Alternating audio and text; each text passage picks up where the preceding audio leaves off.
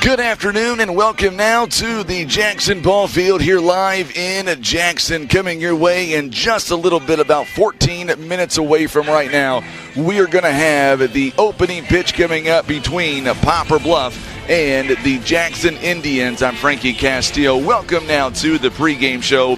It is presented by the Bank of Missouri, and if you're tuning with us on the radio, we appreciate that. And then, of course, we're also on Facebook and on YouTube right now as well. Big conference matchup, a district opponent. You got to have this game on Facebook and on YouTube. Kudos to Tim Hicks for driving up here as well to make sure this game is on video for you as well. It is a gorgeous sight here in Jackson. The weather cooperating nice as well, and we're going to be impacted coming up. We're going to have a great afternoon of high school baseball coming up right now in Jackson. We are sitting at 71 degrees and a very light wind, a southeast wind at about 6 miles an hour. It is about time that we don't have to wear jackets out here. Today is that day where we're going to have a great time coming up here.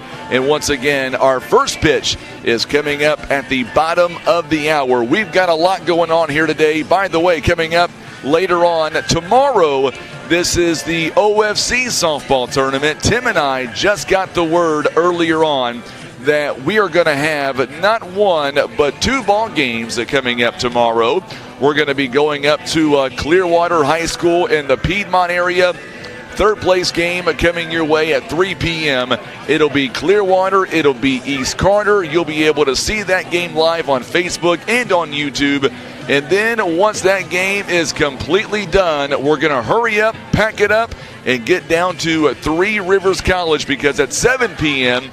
it is the OFC championship game, and that one is going to feature Donovan. Neelyville should be a really good ball game. You look at both of those two schools, and man, it is very difficult to project a winner coming up in that game, just because both teams are very evenly matched. And we'll see coming up tomorrow night, as you'll be able to see not one but two of those softball games right here live on Facebook and on YouTube. We are your exclusive home of the OFC softball tournament, but that is coming up tomorrow. Today, we've got a date with the Jackson Indians, and by the way, Jackson coming in this contest, they are in the top 10 in Class 6. They are state ranked, and we're going to see coming up here for the Mules how well they're able to contend with this Jackson team. And, of course, going back to this past Tuesday, the Mules took on the Greenville Bears. They did get a win, but it took everything the Mules had. The Mules went into the ball game in that seventh inning. They were up 5-0 and eventually would go on to win by a score of 7-6 on a walk-off, bases-loaded walk. And, of course, that is how Dylan Bratcher was able to get the walk, and giving the Mules their fifth win of the season. So that's where we stand, and you look at the Jackson Indians and what they've been able to do thus far. Once again, we told you earlier on, they are state ranked in Class 6. As a matter of fact, they are ranked 9th overall, and they come into today's game with a record of 12-2 overall. And the Indians are averaging about 9 runs a ball game, defensively only giving up about 3. So you can see the numbers right there. By the way, their home record, they are a perfect 5-0 this season. Not to mention, they are state ranked. They're being coached by Tatum Kitchen. He is an amazing head coach. He'll have his team ready to go coming up toward the bottom of the hour. Our good friends on social media, Ron Withrow is tuning in back in Poplar Bluff. Glad to have you alongside. Also, Joshua Knight is also tuning in back in Poplar Bluff. That's on Facebook. Several already tuning in on YouTube as well. All right, we're going to take a quick timeout. We're going to come back, and we will have the opening pitch coming up, and we will have your starting lineups. If you're watching us on social media, let us know where you're watching from and what team you're going for. It is the Mules, it is the Jackson Indians, and first pitch is coming up in about 10 minutes. You're listening to Mules Baseball on the Southeast Sign and Graphics Mules Radio Network.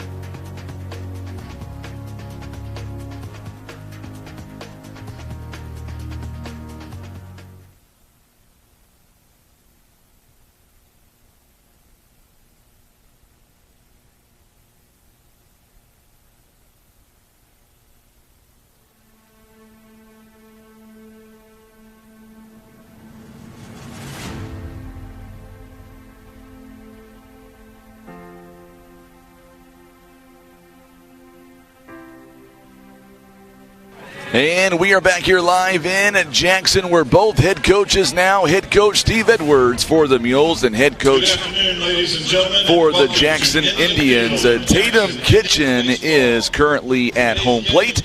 And, of course, we're going to go down field side here momentarily. We will have the official starting lineups and then the opening pitch coming up for the Poplar Bluff Mules.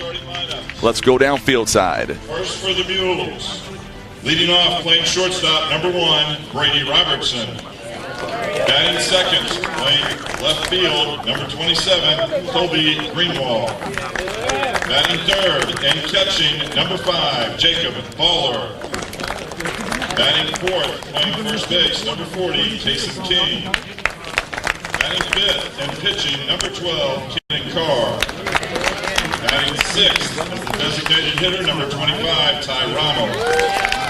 Batting seventh and playing third base, number 3, Axton Eisenbees.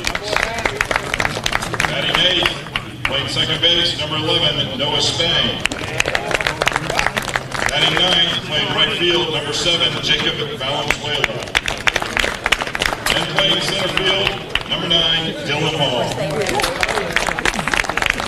So those are the starting lineups here for the Poplar Bluff Mules, and now we'll go back down for the starters for the Indians. Parker. Batting second, playing second base, number 6, Jake Wyatt. Batting third is the designated hitter, number 16, Caden Bogenpohl. Batting cleanup for the Indians, right fielder, number 21, Baden Hackworth. Batting fifth, playing third base, number 7, Quentin Borders. Batting sixth, playing first base, number 99, Clayton Ernst. Batting seventh, playing center field, number 3, Carson Hartline. Batting eighth, playing catcher, number 4, Kyle Richardson. Batting ninth, playing left field, number 10, Tyler Malugin. And on the mound for the Indians today, number 20, J.P. Sauer. Now we're going to go down field side for the playing of our national anthem. If you're tuning in on Facebook and YouTube, you're not going to hear the audio. We'll come right back following our national anthem.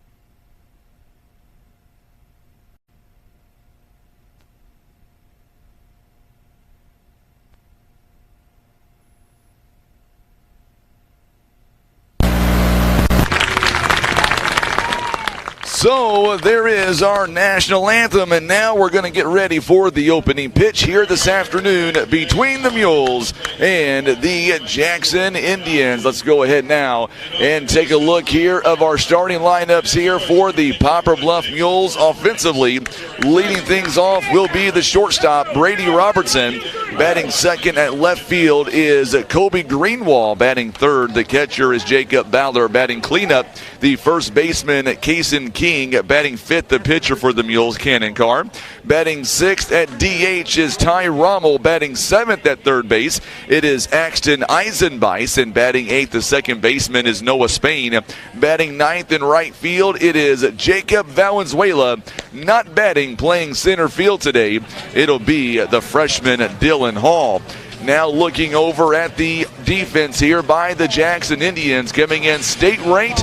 They are 12-2 on the season.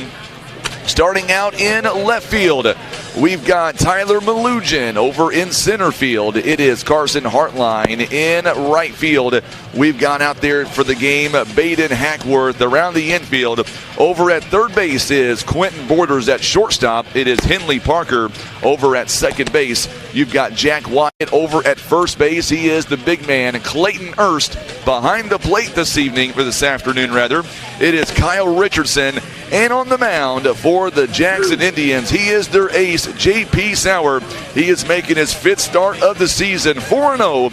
He's got an earned run average of .086, 37 1/3 innings pitched. He has given up 5 hits, only 2 runs, 1 earned run. He has walked 3, struck out 46, and he has hit a batter so far this season. So there you go. Those are the starting lineups for the Mules and the Indians. So here we go. It is time for the opening pitch presented by the Bank of Missouri. Welcome to Jackson, Missouri. We are sitting at 72 degrees at first pitch. It is 4:28. And Robertson is going to lead us off here this afternoon as the Mules take on the state-ranked Jackson Indians. Tim Hicks is on the camera. I'm Frankie Castile, and it is now time for the opening pitch live from Jackson as J.P. Sauer making his fifth start of the season, and we are underway. There's a swing and a miss by Brady Robertson, officially underway. And Robertson coming into the ballgame, batting .500. He has got 21 hits so far this year, 18 base hits. Our general manager, John Rice, is tuning in back in Poplar Bluff. Loving the way things are looking right now here in Jackson. 1 ball and 1 strike. Coming up in just a moment, we'll have that beautiful scoreboard that Tim's got incorporated. That'll be on your screen momentarily. Also, our good buddy Eric Wallace is tuning in from Kenmore, Washington. Never misses a Mules game, and we appreciate him as well. There's a ground ball down the third base line. Good stop by Coach Steve Edwards. Still 1 ball, 2 strikes now. The Mules coaching staff is Coach Stephen Edwards on third base, Tyler Mathis, the assistant coach, on first. Our pitching coach is Casey Beese. He is in the dugout right now with the Mules offense. There's a ground ball. This one hit sharply to Clayton Erst. He'll take a few steps to the bag, and 1 down here in the top part of inning number 1. So it's going to go 3 unassisted. And now Kobe Greenwall is going to come up to the plate now. We'll see what he can do. Didn't play a whole lot back on Tuesday, giving him some much-needed rest. Coming in, batting .333 on the season. He has got so far 5 RBIs, no home runs. He bats right-handed. We'll see what he can do against J.P. Sauer. There's a fly ball. This one going to hit the screen near first base. It's quickly no balls and a strike. One thing about J.P. Sauer, he doesn't walk a whole lot of batters. Only 3 batters walked so far out of 37 innings. He does not walk anybody, it seems like. He's also got 46 strikeouts in those 37 innings. He is averaging well over a strikeout per inning. Here is the 0-1 pitch on the way. This one called a strike 2 right down the middle. Great setup here in Jackson. We appreciate the administration letting us set up right outside the press box here. Open area. We've got the crowd mic down behind home plate. Tim's got the scoreboard working in full effect. And a called a strike 3 on the outside part of the plate. So 2 up and 2 down here in the first, and that's going to bring up Jacob Ballard. Ballard coming up to the plate now. He leads the team in RBIs and home runs. He is batting .381 so far this year, 3 homers and 19 RBIs.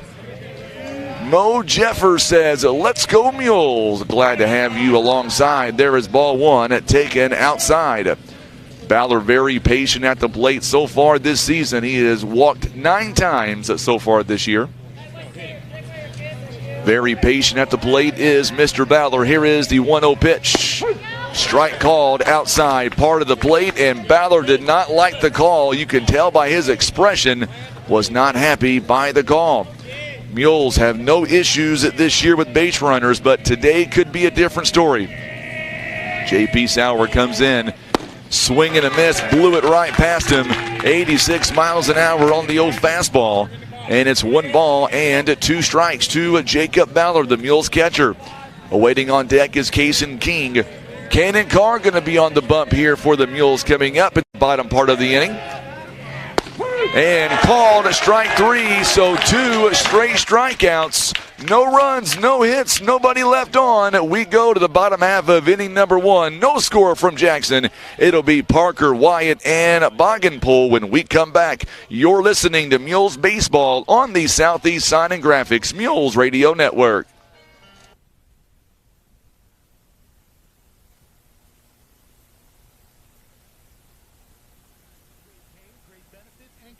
Education. Everything you and your family deserve. Go to careers.basco.com and look at Poplar Bluff job openings.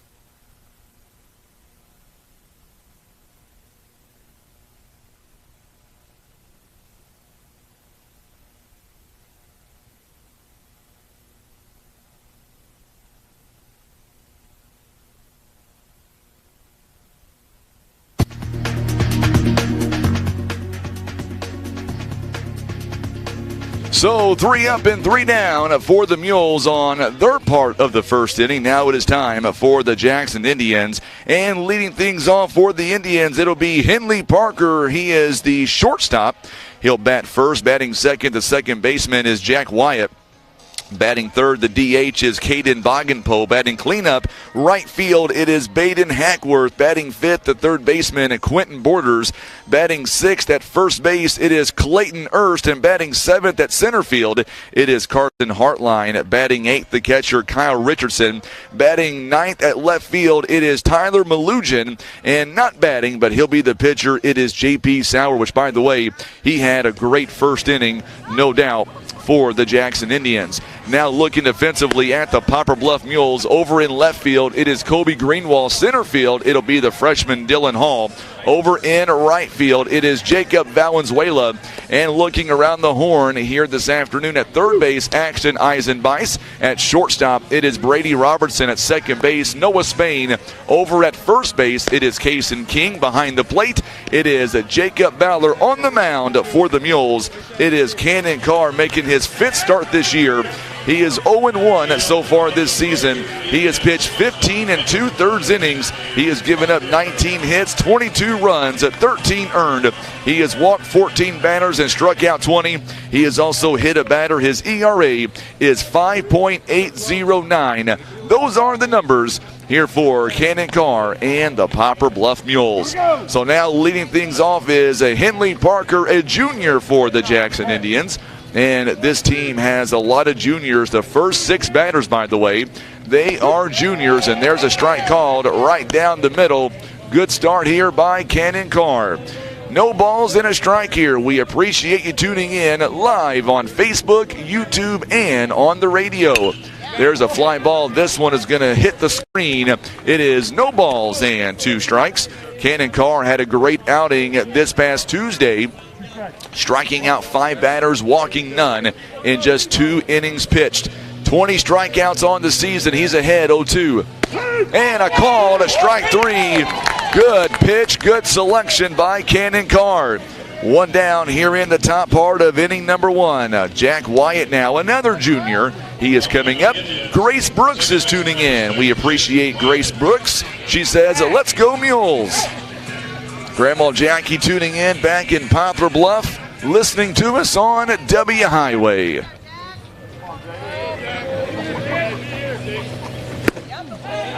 There's a strike called. No balls and a strike here to Jack Wyatt, the second baseman. Caden Boggenpool was on deck. Here is the 0-1 pitch on the way by Carr. Outside for a ball. 1 ball and 1 strike.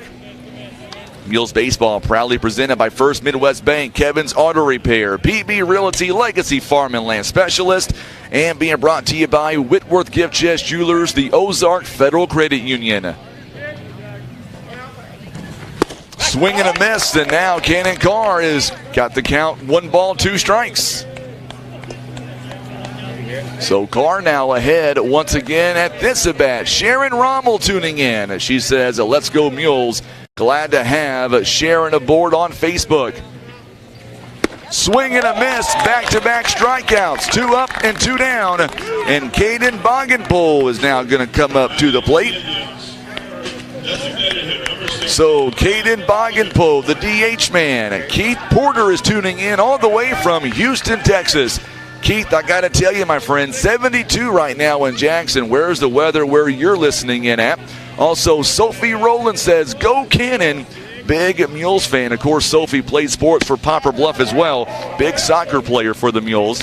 There's a swing and a miss, and Cannon Carr is out in front. No balls and a strike. Gary Davidson tuning in all the way from Neelyville, Missouri. Glad to have you alongside, Gary. No balls and a strike here. 2 down in the bottom part of inning number 1. Up high, just misses for a ball. 1 ball and 1 strike. By the way, Gary, congratulations to your Neelyville Lady Tigers. They're going to play for the OFC Softball Championship tomorrow night at 7 p.m. out at 3 Rivers College. And yes, we're going to be there as well, covering that game right here on Facebook and on YouTube. Keith Walker tuning in from Keystone Heights in Florida. He is the class of 1981. Keith Porter says 82 and sunny down there in Texas. It is cloudy here and about 72. I'll take it. Tuesday it was in the lower 60s. There's a strike called on the outside. A part of the plate. Count is even now at 2 balls and 2 strikes. Cannon Carr, he has thrown 11 pitches so far this inning. He is 1 pitch away from getting out of the inning. Here is the 2-2 pitch. And he just held up for a ball. 3 balls and 2 strikes now. So count is full, 3 balls and 2 strikes. Make sure and share this video for us on Facebook and on YouTube. If you don't mind, hit that share button for us. Here is the payoff pitch. And this one is in the dirt. And a 2-out walk here as Boggenpool will trot down to first base. That's going to bring up now the right fielder, Baden Hackworth. So 2 out and 1 on here in the inning. So we'll see what the Mules here can do defensively with a Jackson runner on. Mama Joe Hicks is tuning in. We appreciate her tuning in as well. Cannon Carr now takes a long look back at Boggenpool on first base. He's got some speed over there. He'll be tested by Jacob Ballard, taking ball 1 outside. 1 ball and no strikes here. Mules Baseball proudly presented by Air Solutions, First Choice Insurance, Las Margaritas, Mayas and Taco, Christian Automotive and Tire, Eye Care Specialist, and Larry Hillis Dodge. So Cannon Carr comes set, and here's the 1-0 pitch on the way. This one's fouled behind us here, right to the screen. Count is even at 1 ball and 1 strike. So 1 ball, 1 strike, 15 pitches thrown here by Cannon Carr in the first inning. And he's going to go the distance here today. Coach Edwards tells me he's not on a pitch count. So he'll go as long as he can in this game. A runner on first base, 2 down in the inning. On deck is Quentin Borders. Here is the 1-1 pitch by Carr. This one is taken in the dirt for ball 2. 2 balls and a strike here. Mules Baseball proudly presented by Larry Hillis Dodge, Briggs & Stratton, the Scott Law Group LLC, and the Bank of Missouri. There's a throwback over to first base, is not in time. A good head first slide by Boggenpool, and he's able to avoid the tag. Patty Ballard tuning in. She says, let's go Jacob. Tuning in all the way from Ohio. Dan Elder says, we're going to see a pitching duo. I hope you're right. Cannon Carr once again over to first base, is not in time. I'd like to see Cannon Carr get that pitching duo on his side. 2-out walk standing on first base. Here is the 2-1 pitch on the way. Swing and a miss. Count is even now at 2 balls and 2 strikes. In the top part of the inning, J.P. Sauer threw 11 pitches. Right now we're stuck on 17. So Cannon Carr now once again checks the runner back at first base. The outfield playing pretty deep here to begin the ball game. Runner takes off, and he is out. Swing and a miss, and the side is retired. It took 18 pitches. It'll be Carr, King, and Rommel when we come back. No score as we go to the top half of inning number 2. You're listening to Mules Baseball on the Southeast Sign and Graphics Mules Radio Network.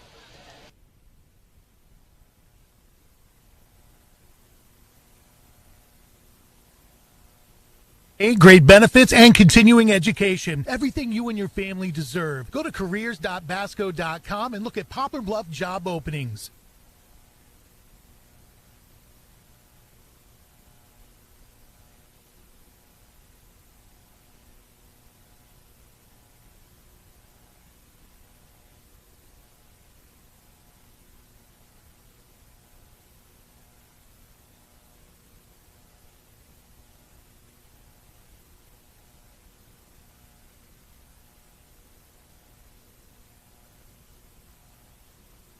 So no score here as we begin the top part of inning number 2. Cannon Carr striking out the side in that last inning, only giving up 1 walk and a man stranded on first base.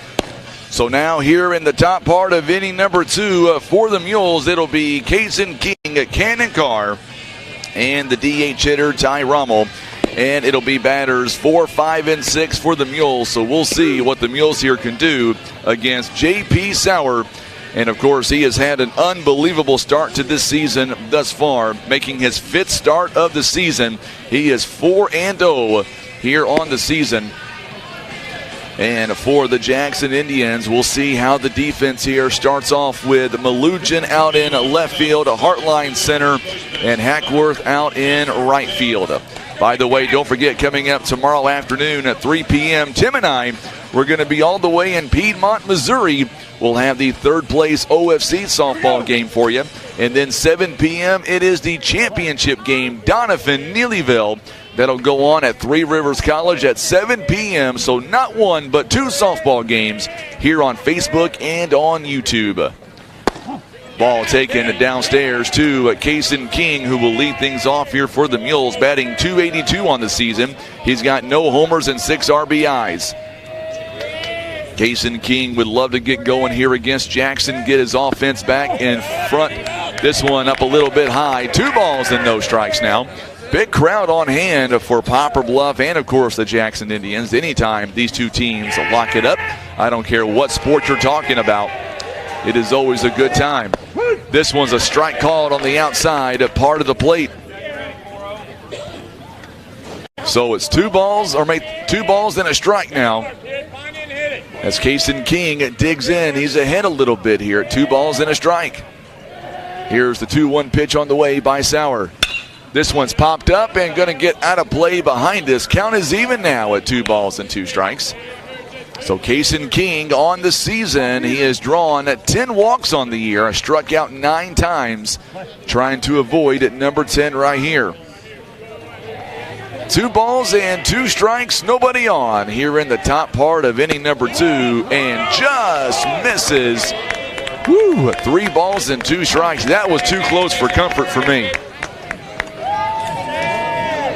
Thought they could have easily called that a strike 3.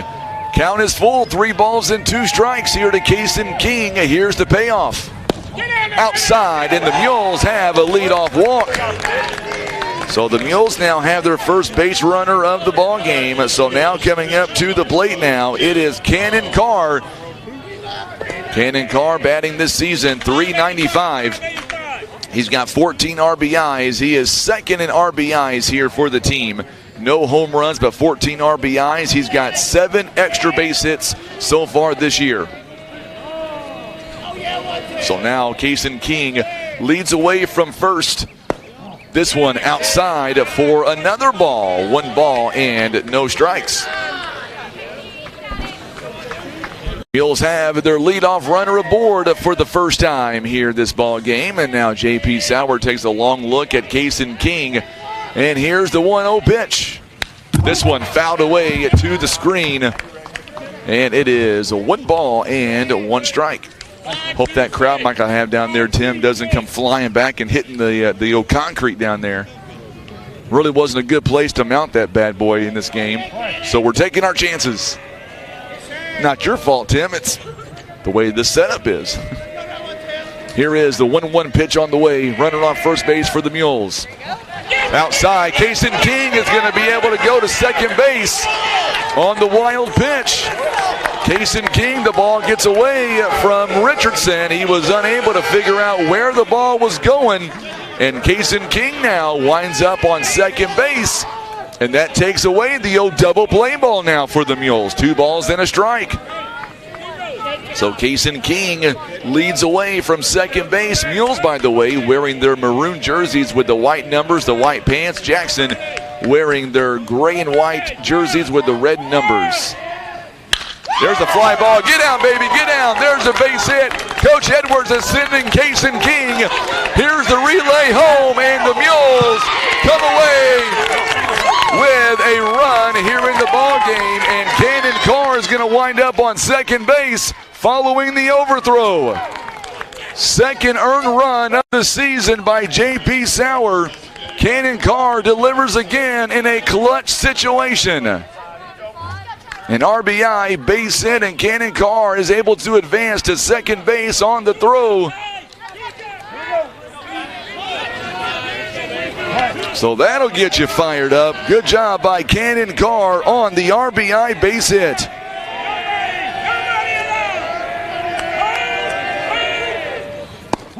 And a ball taken. Ball gets away a little bit from Richardson. Cannon Carr holding up on second base. So there you go, Facebook audience and YouTube audience. Let us know about this game thus far. Very early in the ball game, but for the Mules to get a extra a run here is pretty big. 2 balls and no strikes here. An RBI base hit by Cannon Carr. 15 RBIs on the season.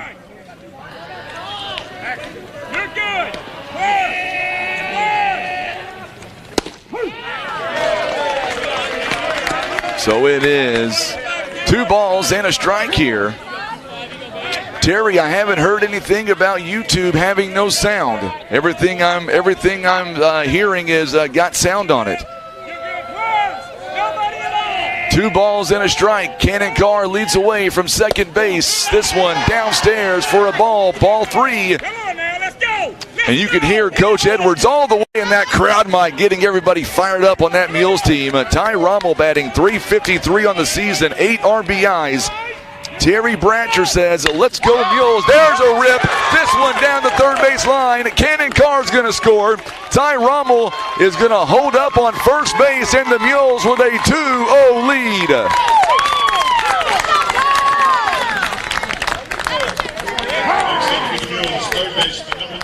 And now we're going to get a quick update or a quick coach's visit here by Tatum Kitchen. And the Mules have come out here and punched Jackson right in the mouth. But it is very early in the ball game. And the Mules just got to stay composed. Back-to-back RBI base hits. And the Mules now lead it 2-0 here over the state-ranked Jackson Indians. So Tatum Coach Kitchen, going to come out here and talk to his star pitcher and kind of settle him down just a little bit. It is 2-0 now. Mules out in front. Coming up to the plate now, Axton Eisenbeis. We saw him this past Tuesday. He had a couple of base hits for the Mules. He was also robbed of a hit as well.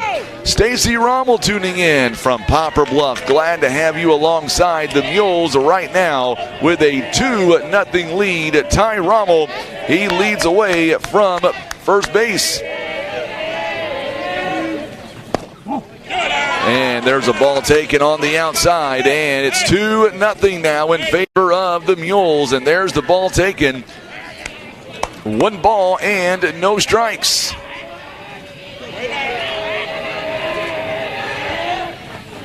This one's a ground chopper to third base. Could be two. There's one, and they're not going to have a play on Eisenbeis. It'll be a fielder's choice. So that one is going to go 5-6 on the out. And there are two down here in the inning. Yeah, just got to report that YouTube audio is coming in nice and clear, so hope that clears everything up. We've got audio on Facebook and on YouTube and here on the radio. So now Noah Spain coming in. He'll take strike one on the outside, a part of the plate. No balls and a strike. So Eisenbeis leads away from first base. This one is fouled away to the screen. No balls and 2 strikes now. One down here in the inning, too, for the Mules. Jacob Valenzuela waits on deck for Poplar Bluff, and then we're back to the top of the lineup. Here is the 0-2 pitch on the way. Outside, just misses for a ball. Crowd did not like that particular call. Noah Spain batting $158 this season, 4 RBIs. He's got 3 base hits so far this season. Swing and a miss. He is down on strikes, and there's 2 down in the inning. So now Valenzuela coming up to the plate now. Valenzuela has a runner on first base. Mules have a walk in this inning and back-to-back RBI base hits. Sun is trying to come out here in Jackson. And now Valenzuela stepping in, batting .214 this season. No homers, a couple of RBIs.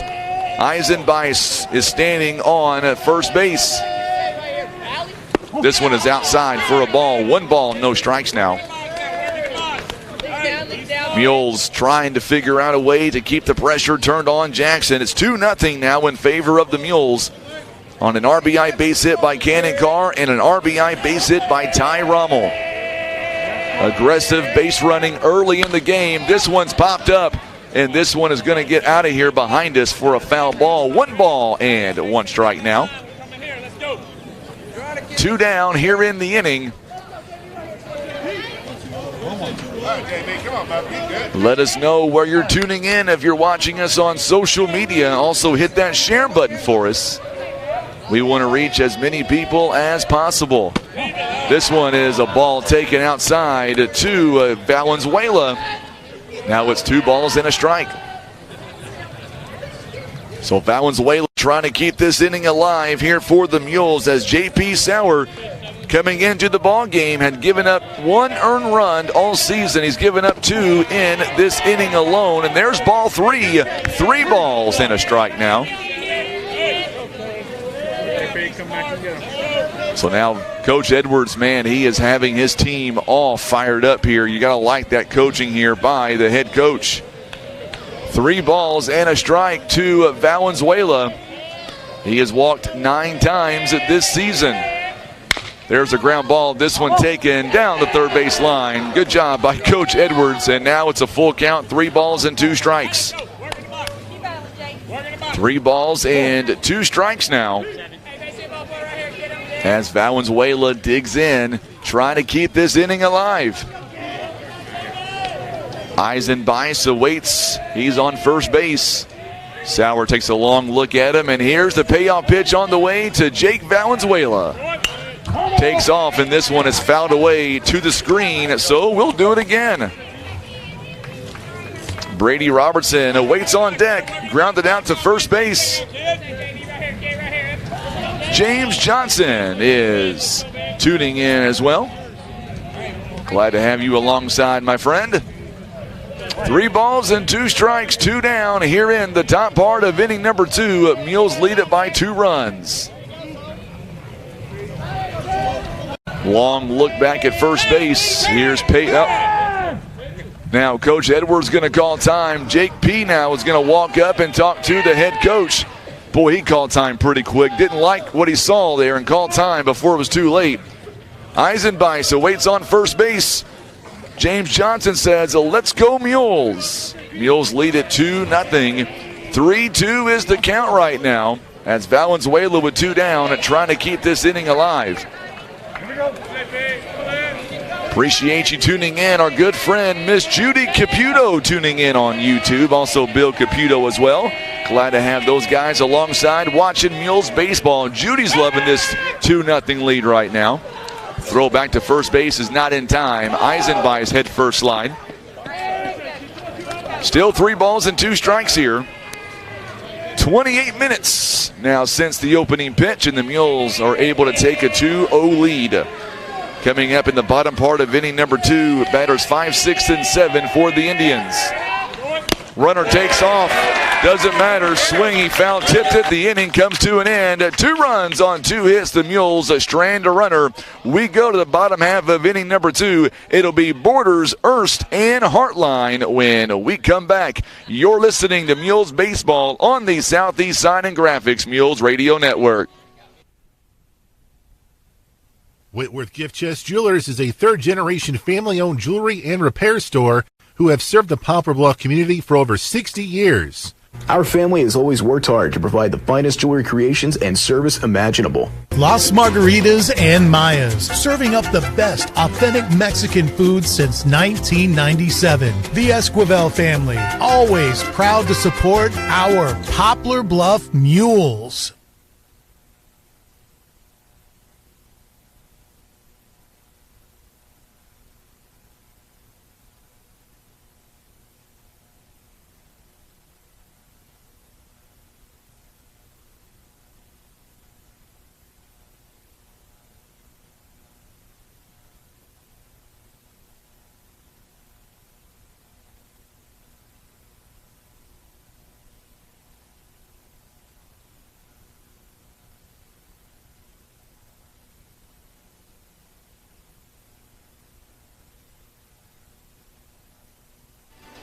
It is coming up on 5 p.m. Before we go any farther, let's pause 10 seconds now for station identification. You're listening to Mules Baseball on the Southeast Sign and Graphics Mules Radio Network.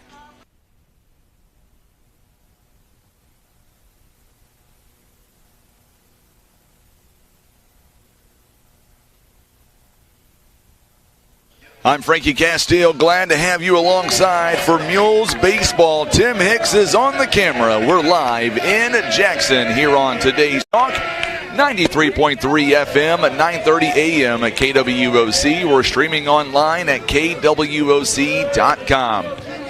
And, of course, we're on Facebook and on YouTube as well. Cannon Carr, quickly, no balls and a strike.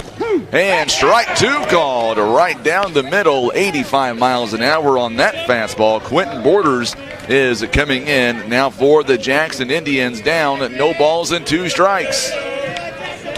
Here is the 0-2 pitch. Outside, just taken for a ball outside. Mules Baseball proudly presented by the Bank of Missouri, the Scott Law Group, LLC, also being brought to you by Briggs & Stratton and Larry Hillis Dodge. Just a gorgeous afternoon here shaping up in Jackson. Been cloudy most of the day. This one's fouled away to the screen, and it's still 1 ball, 2 strikes. So for the Mules, they've got 2 runs in the top part of inning number 2. Last inning, Cannon Carr struck out 3 batters. He faced 4 and gave up a 2-out walk. This one is just fouled away to stay alive. Still 1 ball, 2 strikes. Clayton Erst is awaiting on deck.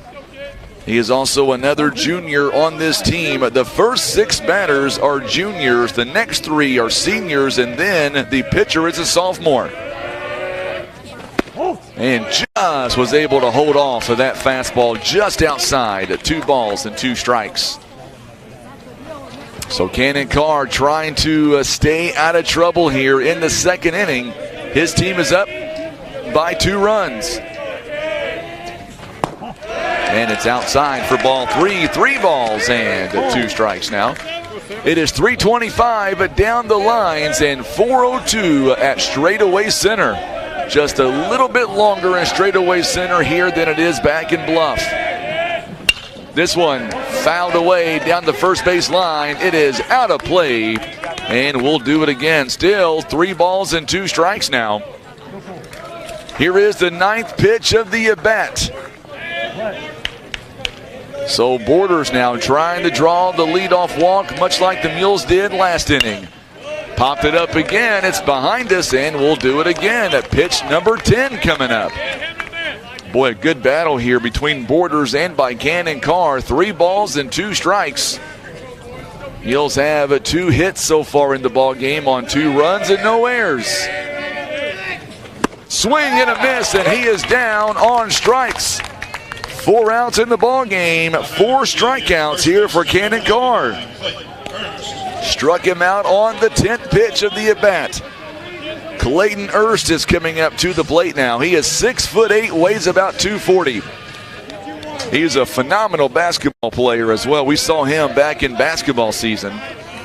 He has just killed the Mules the last couple of seasons. Takes ball 1 a little bit low. Glad to see Ron Withrow back with us. Also, Ray Binford is tuning in on YouTube, cheering the Mules. Swing and a miss. Count is even at 1 ball and 1 strike. Coach Edwards telling his outfield to shift over just a little bit. Greenwald and Dylan Hall both moving over toward right field a little bit. Ron Withrow says, Tim, he loves that scoreboard, by the way. This one fouled away to the screen. And it's 1 ball and 2 strikes. So now Cannon Carr's ahead here at the at-bat. This will be the 4th pitch of the at-bat here. Clayton Erst down 2 strikes. Here is the 1-2 pitch on the way by Carr. This one fouled away again. We'll do it all over again. Still 1 ball, 2 strikes. Mules lead by a couple of runs. Boy, tomorrow we're going to have our day cut out for us tomorrow afternoon. Traveling to Piedmont, Missouri, then back to 3 Rivers. Swing and a miss, and he is down on strikes. That is 5 strikeouts in the ball game by Cannon Carr. So the center fielder coming in now. It is Carson Hartline, batting 7th in the order. 2 up and 2 down here in the inning. Carr threw 18 pitches last inning, already up at 15 this inning. In there for a call to strike 1. A good pitch to get ahead. No balls and 2 strikes.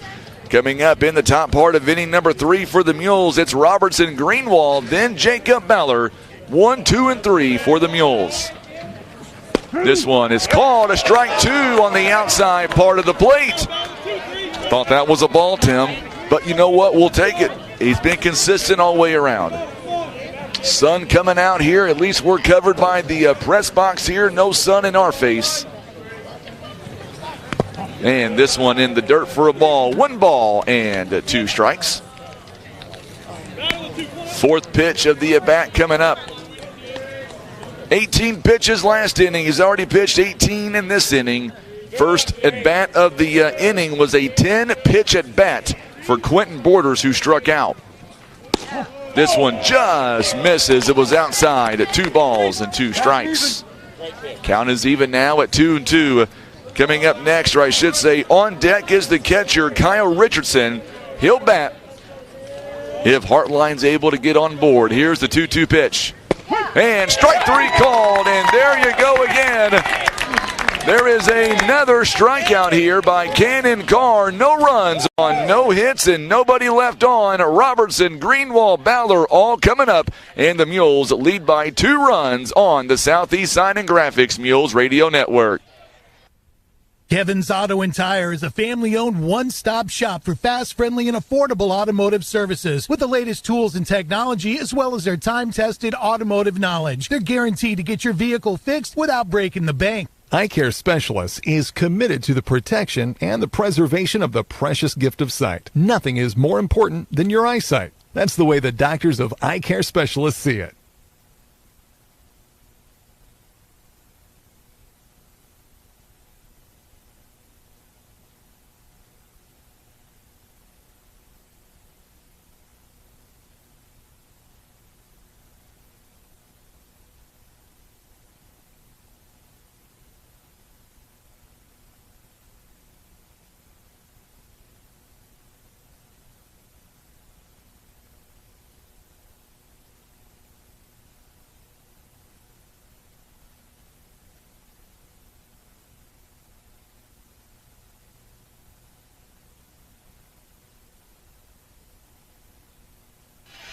7 batters faced by Cannon Carr. 6 strikeouts for the young man. 26 strikeouts on the season. With that being said, have a great afternoon. We'll see you tomorrow. Oh, Tim says absolutely not. We're not going anywhere. We are in the top part of inning number 3 right now. Robertson is going to come back up for the Mules. He'll lead us off as we begin the 3rd inning here in Jackson. Mules have been aggressive on the base paths. They've got some good hits so far, a couple of hits already. They've got 2 runs to show for their offense. And now we'll see if the Mules can keep it going here in the top part of inning number 3. So Robertson grounded out to first base. Got to watch Robertson too. He's having some issues with, I believe it's his right ankle. Or make that his left ankle rather, my apologies. He's had some issues with the heel ankle area. But he is really gutting things out, staying in the ball game. He knows he's needed, especially at shortstop. There's a rip down the right field line. Get down, baby, get down. And it's going to be a hit. Oh, my goodness, he stumbled, and Robertson is going to hobble in to second base. I told you he was injured, and you definitely can see that he's injured on that play as he hobbles around first base, and man, you hope he's okay. It'll be a leadoff double for the Mules, and both head coach Steve Edwards and Tyler Mathis it doesn't look good. He is laying on his back, and hopefully he is okay. He's going to be helped up by Coach Steve Edwards. The trainer is going to come out as well by Jackson to check on him. It was a leadoff double here by Brady Robertson, and he has been bothered by the heel and the ankle area, and he stumbled across after he went across first base and kind of hobbled all the way into second base. If he was 100%, that would have been a triple, no doubt about it. A leadoff double by Brady Robertson, and he is not going to come out of this game unless they force him to. That's how tough this young man really is. Boy, you hope he's okay for sure. I can see his dad down here beside me looking at him. And he's going to stay in the ball game. And, man, what a tough kid he is. And what a good start to the ball game, or this inning, rather, I should say, as Robertson is going to lead us off with a leadoff double. So Kobe Greenwald now going to come up to the plate now for the Mules. So Robertson standing on second base. Obviously, he is probably not going to take off and run. He's smiling on second base. Good job by Tim to zoom in on that. Ball taken up high as Kobe Greenwald was showing bunt. So Robertson standing on second base now. A leadoff double, the Mules' 3rd hit of the ball game. It's the first extra base hit of this ball game. Mules in back-to-back innings with their leadoff man aboard. This time around, they get him in scoring position. He bunts again, and the ball's going to be taken in the dirt for ball 2. It's 2 balls and no strikes. Jacob Ballard awaits on deck, and let me tell you, this Jacob Ballard fella, he's got some power. 3 homers this season, 19 RBIs. When he gets a hold of one, there's little wind, about 6 or 7 miles an hour.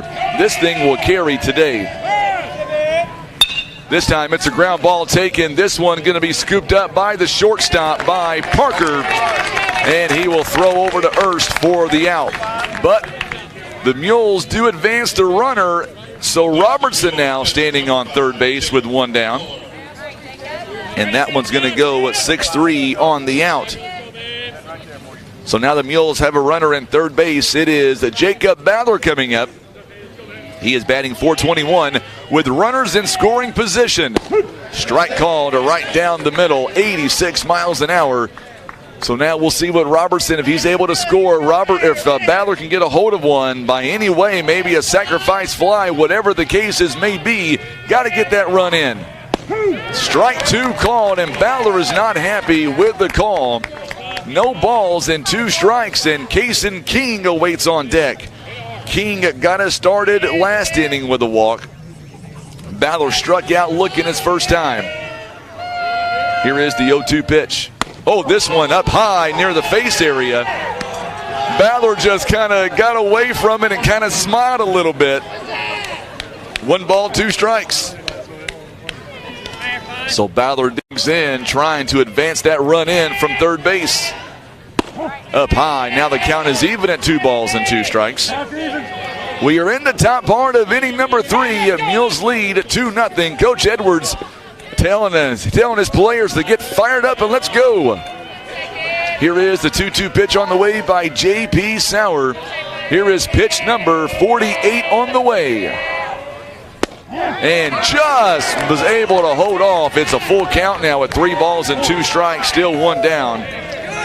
I know the scoreboard is showing 47 pitches, but they didn't count a foul ball. He's actually at 48. And that's important later on in this game, possibly. And Jacob Baller, he is able to draw the walk after going down at 0 balls and 2 strikes. So, second walk of the game. And now Kaysen King is coming up to the plate now.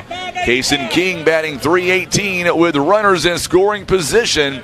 And the Mules going to elect to leave Jacob Ballard on first base. He's getting a nice lead away on J.P. Sauer. So far, Ballard has yet to steal a base this season. Mules, he's taking off right now. Here is the throw and not going to go. And Ballard now standing on second base with a stolen base, his first of this season. So now Ballard on second base, Robertson on third, and a base hit here's going to get 2 more runs. So now Kaysen King leads away, 1 ball, no strikes. There's a ground ball. This one just going to stay foul. Good idea by Kaysen King to hit it on the ground, trying to advance at least one of these runs in from third base. Mules have a couple of runners on and 1 down in the inning. Mules lead at 2-0 right now. Big conference game. It is a rival matchup in Jackson, ranked number 9 in Class 6. Here is the 1-1 pitch on the way to Kaysen King. This one is up high for a ball. 2 balls and a strike. 2 balls and 1 strike to Kaysen King. Our first baseman, Cannon Carr, is awaiting on deck. He got an RBI base hit back in the second. 6 strikeouts in this game, by the way, for Cannon Carr. Strike called. Count is even at 2 balls and 2 strikes. So Cannon Carr, through 2 innings, he's got 6 strikeouts. Through 2 1/3 innings, J.P. Sauer's got 4 strikeouts and 2 walks. Cannon Carr has a walk also to his name. Swing and a miss, and it's an inside pitch, and there's 2 down in the inning. Boy, that's a big out right there. Now we're going to get a courtesy runner coming in for Jacob Ballard. And now Ballard's going to be courtesy ran for David Durbin, who is going to come in. He's got some speed on second base. So now the Mules down to 2 outs. Cannon Carr coming up. He's got 2 runners in scoring position, batting .474 with runners on second and third base. He's got 15 RBIs this season. He's got 16 and 17 out there right now. And he could not hold off of that pitch. No balls and a strike. So Carr down a strike here, trying to help out his own cause and go up by a couple of runs. You've got Cannon Carr, Ty Rommel, both back-to-back RBI base hits.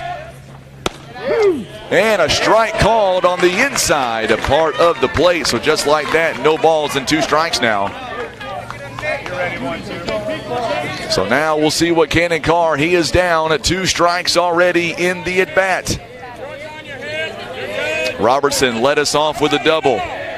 Then a walk by Ballard.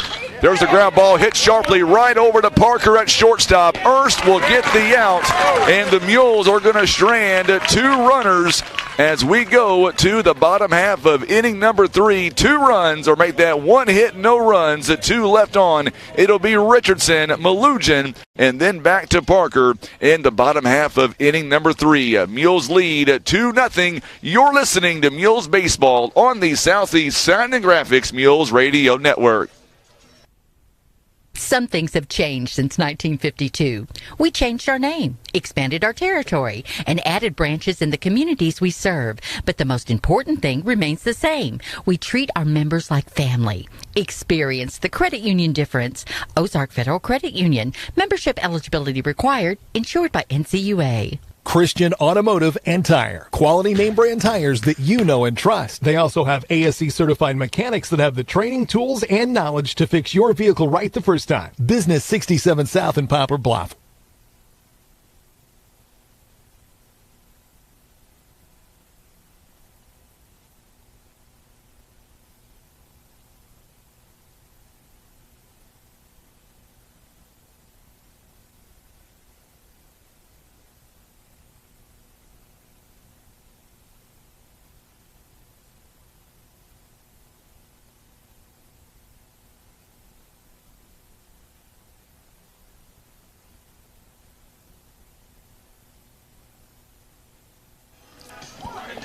Mules baseball proudly presented by Eye Care Specialist, Christian Automotive and Tire, Los Margaritas, Mayas, and Taco Taco.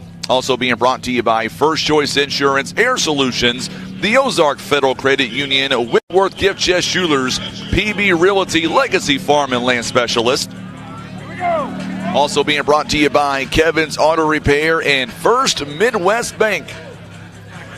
So coming up now, Kyle Richardson, as the Mules now still lead 2-0, but the Mules do strand 2 runners in the last part of that, or the top part of this inning. And there's a strike called to Richardson, and he is down, no balls and a strike. He is the 8th batter in the order, 8-9-1 due up here this inning.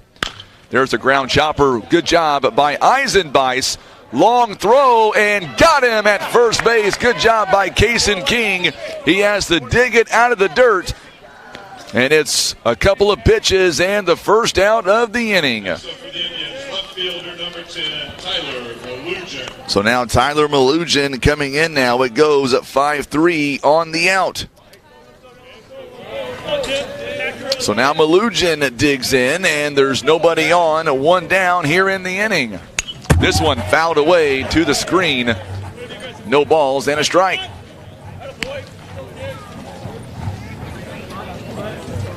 So Malugin trying to get things going here in the bottom part of inning number 3.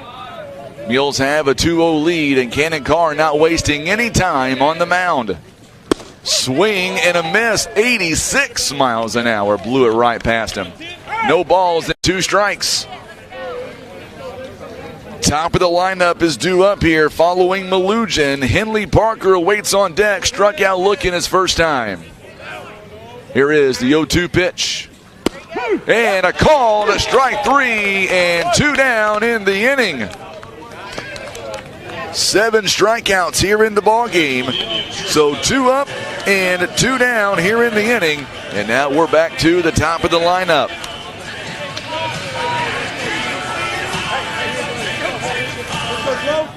So now Cannon Carr going to get composed yet again. Coming up for the Mules, it'll be Ty Rommel, Eisenbeis, and Spain due up for the Mules.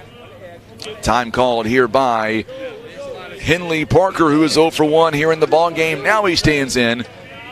And now we're about to get back to live action. Here is the opening pitch.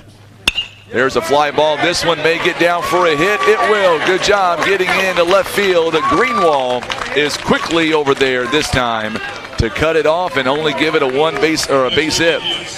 So Parker now is 1 for 2 in the ball game. And now Jack Wyatt struck out his first time. He is up.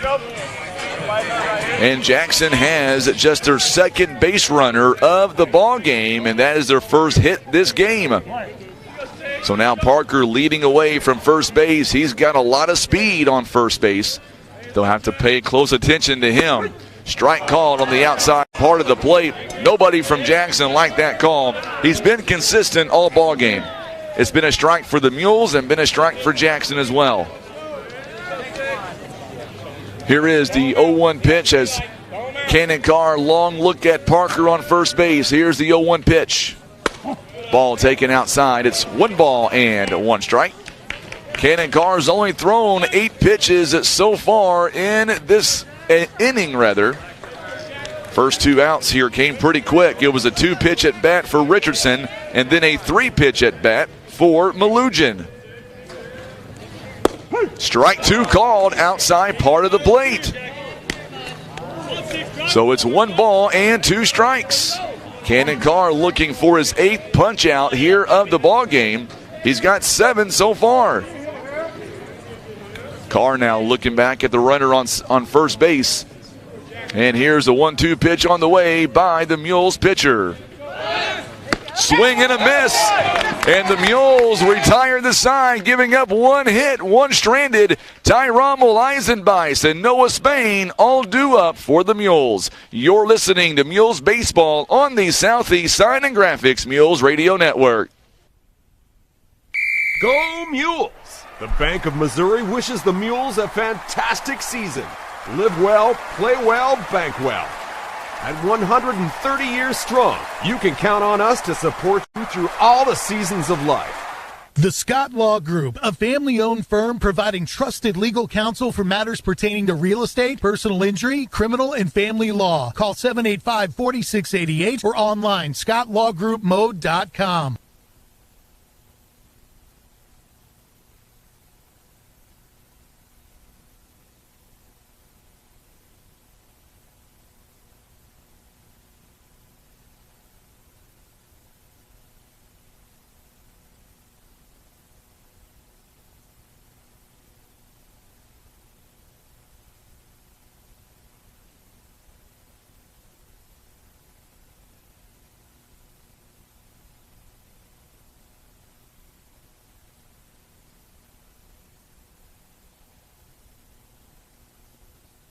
And we are back here live in Jackson, and Cannon Carr, a 10-pitch inning for him. 2 more strikeouts, 8 in the ball game. He is giving up only 1 hit, no runs, 8 strikeouts, and only 1 walk so far this ball game.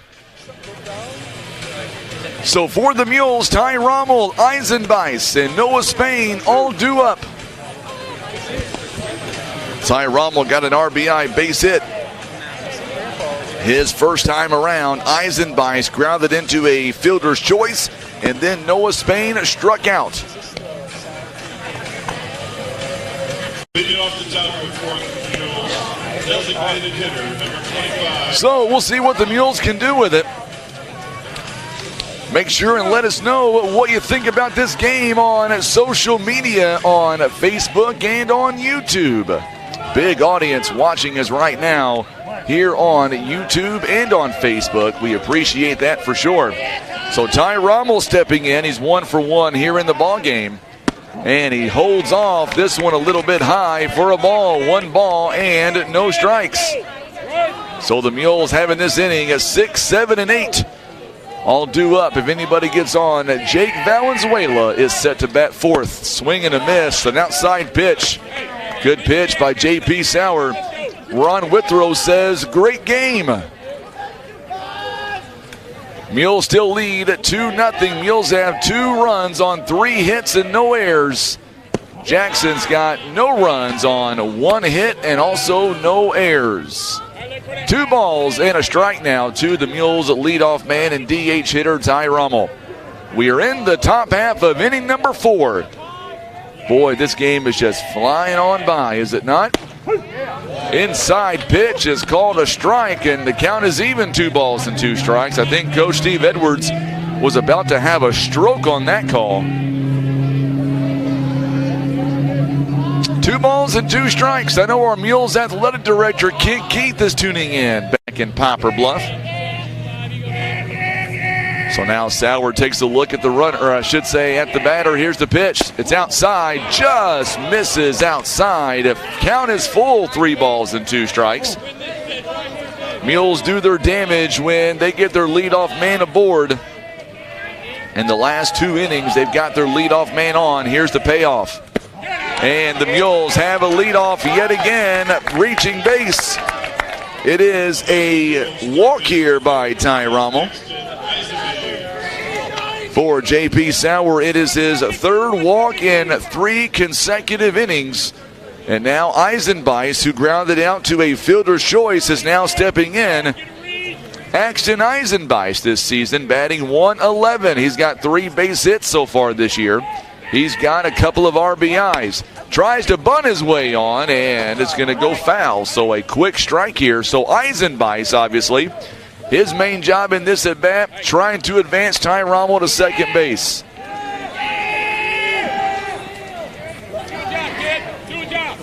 I think Ron Withrow this morning was trying, when he called me on the radio part of things, I think he was trying to tell me that he's a Cubs fan. Did you know that, Tim? He may not like what I just said. Oh, this one, did it get him?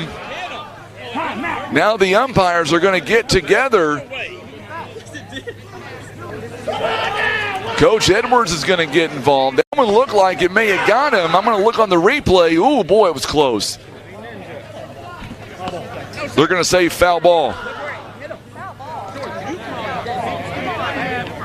So now Coach Edwards says, look at his arm, it hit him, and they're going to say foul ball. And it's going to be 0-2 the count. Coach Edwards, he wants an explanation, not liking the explanation. They thought it may have hit him. And I thought they had a point on that one. It's kind of hard to see from our angle, but.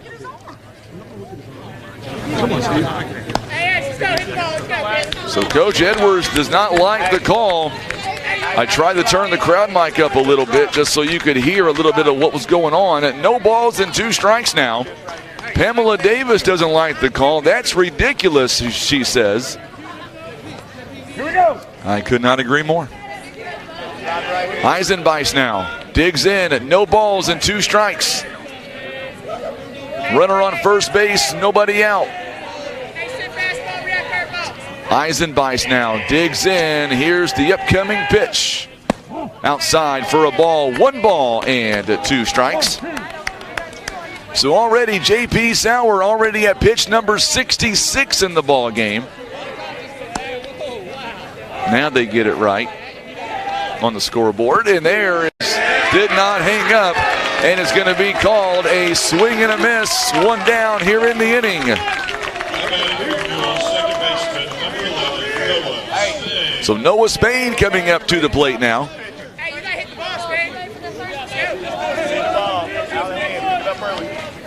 So Rommel stands on first base, and Noah Spain comes up to the plate. Struck out his first time.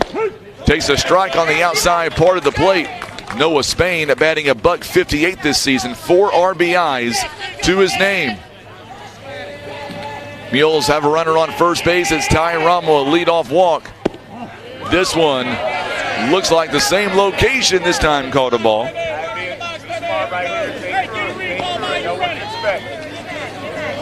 So now Coach Edwards trying to somehow get Ty Rommel on second base. Here is the 1-1 pitch. And another outside pitch. It is 1 ball and 2 strikes.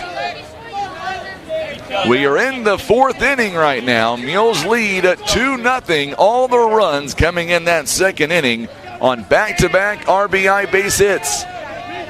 Mules stranded 2 runners last inning on 2nd and 3rd, and now they have their leadoff man on first. There's 1 down here in the inning. Here's the 1-2 pitch. This one has popped up, coming right toward us, and it's going to go foul. You can hear Coach Edwards telling Noah Spain, you got to believe. Absolutely correct. Confidence is a big thing at this level. Rommel gets a small lead away from first base. Here is the 1-2 pitch on the way by J.P. Sauer. And this one a little high for a ball. Count is even at 2 balls and 2 strikes. One thing about the Mules here in this ball game thus far, they've been very patient at the plate. They've been aggressive when they need to be, but most of all, they have been very, very patient. Here is the 2-2 pitch on the way to Noah Spain. This one fouled away to the screen. We will do it again. Still 2 balls and 2 strikes.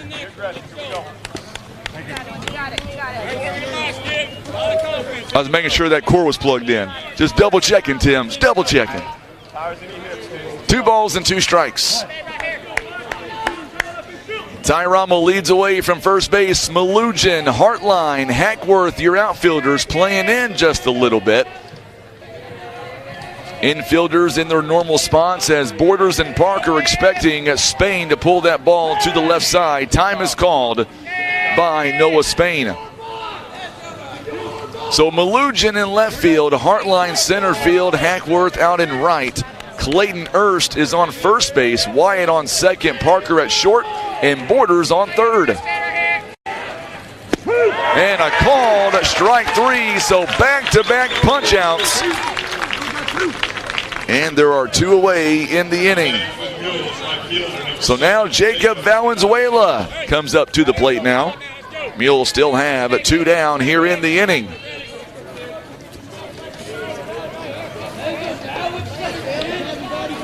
So Valenzuela coming up to the plate now, batting .214. Struck out his first time. And a strike called on the outside part of the plate. Coming up in the bottom part of the inning, batters 3, 4, and 5. Caden Bogenpo, Baden Hackworth, and Quentin Borders all due up here for the Indians, all striking out their first time around. Here is the 0-1 count on the way to Valenzuela. Just misses for a ball. 1 ball and 1 strike.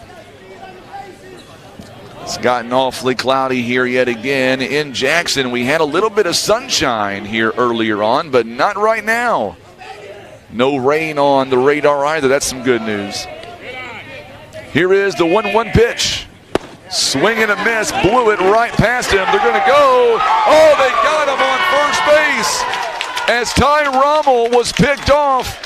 What a great throw by Richardson. So the Mules, they strand their leadoff runner. It was a leadoff walk, and he is picked off. We go to the bottom half of inning number 4. Mules still lead 2-0 on the Southeast Sign and Graphics Mules Radio Network.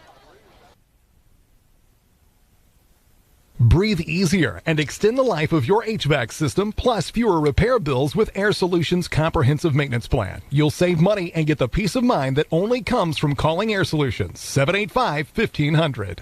First Choice Insurance. Let their family protect your family. They provide insurance for home, auto, life, health, farm, and recreational vehicles. Call today for a free quote. 573-686-2870. First Choice Insurance. Our family protecting your family.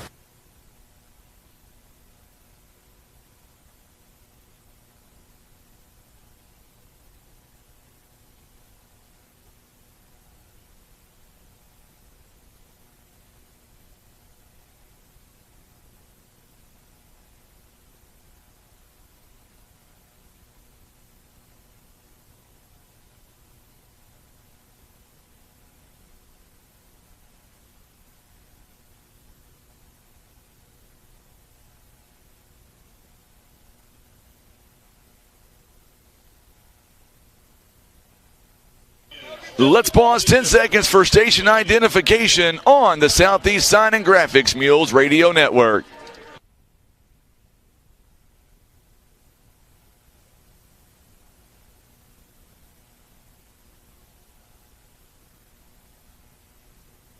For Tim Hicks, I'm Frankie Castillo. You're listening live to Mules Baseball on today's talk, 93.3 FM, 930 AM, KWOC. We're streaming online at KWOC.com. And we've got the game on Facebook and on YouTube as well. And Caden Bogenpo stepping in, taking ball 1 in the dirt. He walked his first time, was stranded on first base. There's a strike called right down the middle. 1 ball and 1 strike here as Cannon Carr in his 4th inning of work. He has given up no runs on 1 hit. He has left 2 on base. He's also gotten 8 strikeouts and 1 walk here in the ball game. There's a swing and a miss, and it is 1 ball and 2 strikes.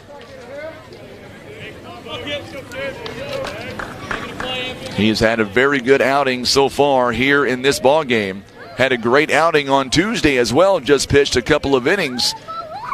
They did a bullpen session basically on Tuesday. They had Cannon Carr to start things off, and then Brady Robertson came in as well.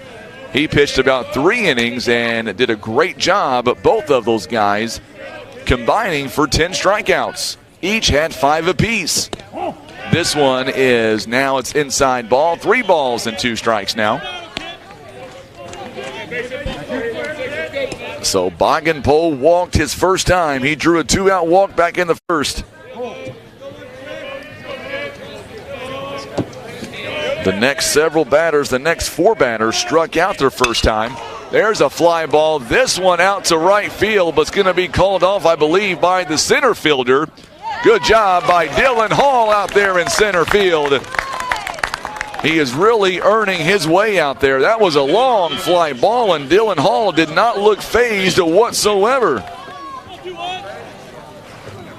First ball in the outfield all ball game for the Jackson Indians. And the Mules retire him. Baden Hackworth coming up next. He struck out back in the first inning. And we'll see what he can do here. Cannon Carr now comes set. Here is the opening pitch. This one fouled away behind us. No balls and a strike.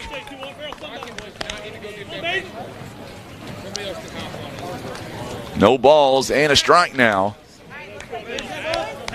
So coming up on Saturday, the Mules are scheduled to be in Blue Springs South. That is in Kansas City. And there's a lot of rain anticipated for those 2 ball games. 10:30, 12:30 are the start times. And that's on Saturday morning. A lot of high school baseball, high school softball still to come. And just was able to hold off for a ball. 1 ball and 2 strikes now. Hackworth striking out his first time. Quentin Borders, the third baseman, is on deck. And this one fouled away. And once again, Coach Edwards showing off a little bit of his skills out there. Tracy Davis Hall tuning in. She says, great catch, go number 9. Here is the 1-2 pitch on the way. And a call to strike 3. There is number 9 in the ball game for Cannon Carr. And there's 2 away. So Quentin Borders now coming up to the plate. He's 0 for 1. Struck out back in the second. 2 down in the inning. Pitch number 60 coming up here for Cannon Carr. This one to the screen, and he's ahead. No balls and a strike. So Carr trying to get out of this inning with no damage as well. Coming up for the Mules in the top part of inning number 5. It's 9-1-2. Just misses for a ball. 1 ball and 1 strike. Already in the bottom part of inning number 4, 2 down in the inning. Mules have 2 runs on 3 hits and no errors, and the Indians no runs on 1 hit and no errors. There's a ground ball.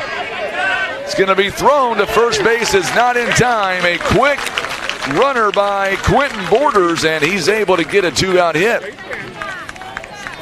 So Borders with a 2-out hit, and now Clayton Erst is going to come up to the plate. The 6'8" junior coming to the plate now. He struck out as well back in the second inning. So the Indians have their second hit of the ball game.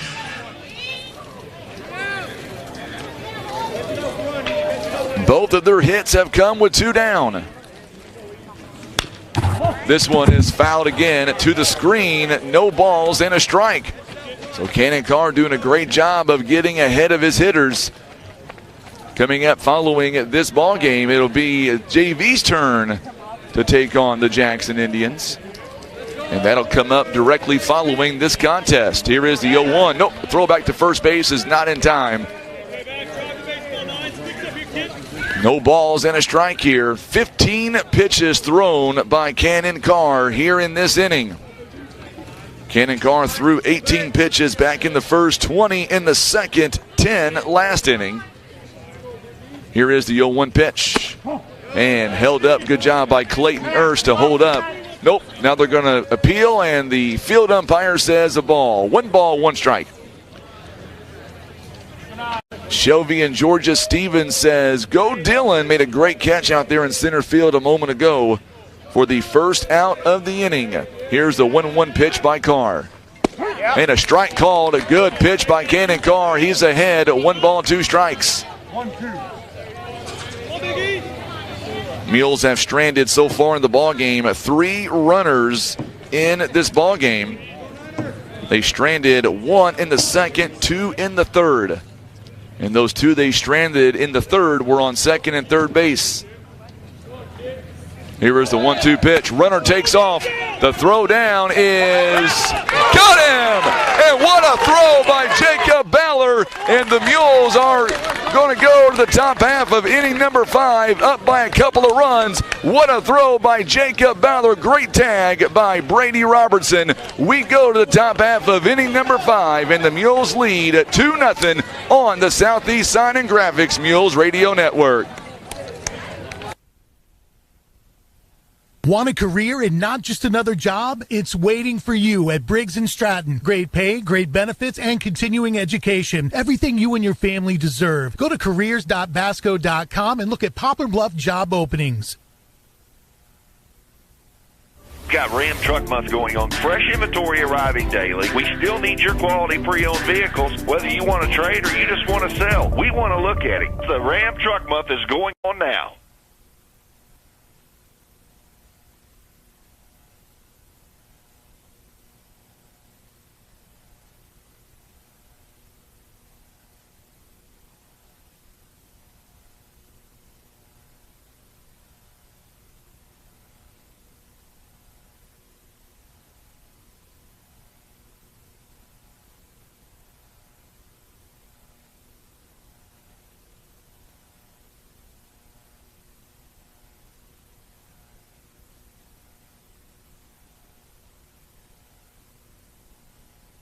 Great throw by Jacob Ballard to get the out at second base, and what a tag applied by Brady Robertson to get out of that inning, as Clayton Erst was the batter when that happened. Quentin Borders was caught stealing, and what a great job by Jacob Ballard. And now we go to the Mules' 5th inning, and the Mules are going to start off with 9, 1, and 2 are all due up here for Poplar Bluff. Tyler Mathis going to run to first base now. Number 7, Jacob Valenzuela. Here we go. Tim Funky is tuning in. Glad to see him tuning in here on Facebook and YouTube. Did a great interview this morning on our radio program at 7 a.m. talking about Air Solutions, the maintenance program they offer, the comprehensive maintenance plan they offer, as well as if you're needing a new cooling system, you got to give them a call at Air Solutions. They will take good care of you. I got my air unit from them back in August of last year, and I've never been happier. Make sure and give Tim Funky a call, 573-840-0844 at Air Solutions in Poplar Bluff. And there's a strike called. 1 ball and 1 strike. Billy Hurt says, let's go Mules. 1 ball and 1 strike. Here is pitch number 80 on the way by Sauer. This one is outside for a ball. 2 balls, then a strike now. To the Mules leadoff hitter, Jacob Valenzuela. He is batting .214 on the season. Up next is Brady Robertson. Had that leadoff double back in the third. He was stranded on third base. 2 balls and a strike to Jacob Valenzuela. In there for a called strike on the inside part of the plate. Very tight strike zone is what the Mules have dealt with all ball game. 2 balls and 2 strikes to the Mules 9-hitter. He is the right fielder. And here's the 2-2 pitch on the way by J.P. Sauer. In there for a ball 3. It's down low and outside at 3 balls and 2 strikes. Count is full now. Mules in 3 straight innings. They've had their leadoff man aboard. Can they make it a 4th straight inning? 3 balls and 2 strikes. Here's the payoff pitch. Fouled it away. We'll do it again. 3 balls and 2 strikes.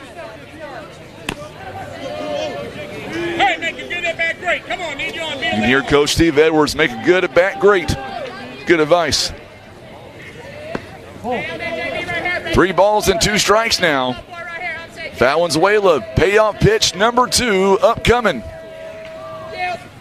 This one, there you go, leadoff walk. Valenzuela does his job and gets on board. Up next with Mules, shortstop, number 1, Brady. So now Brady Robertson, 1 for 2 in the ball game. Grounded out and doubled back in the third. Mules just want to add some insurance runs as we're in the latter innings now. So Robertson steps in. He's got some power. Malugin, the left fielder, shifting back over toward that third base line a little bit. So is a center fielder. Ball 1 taken way outside as Robertson, even on a bad wheel, still poses a very serious power threat.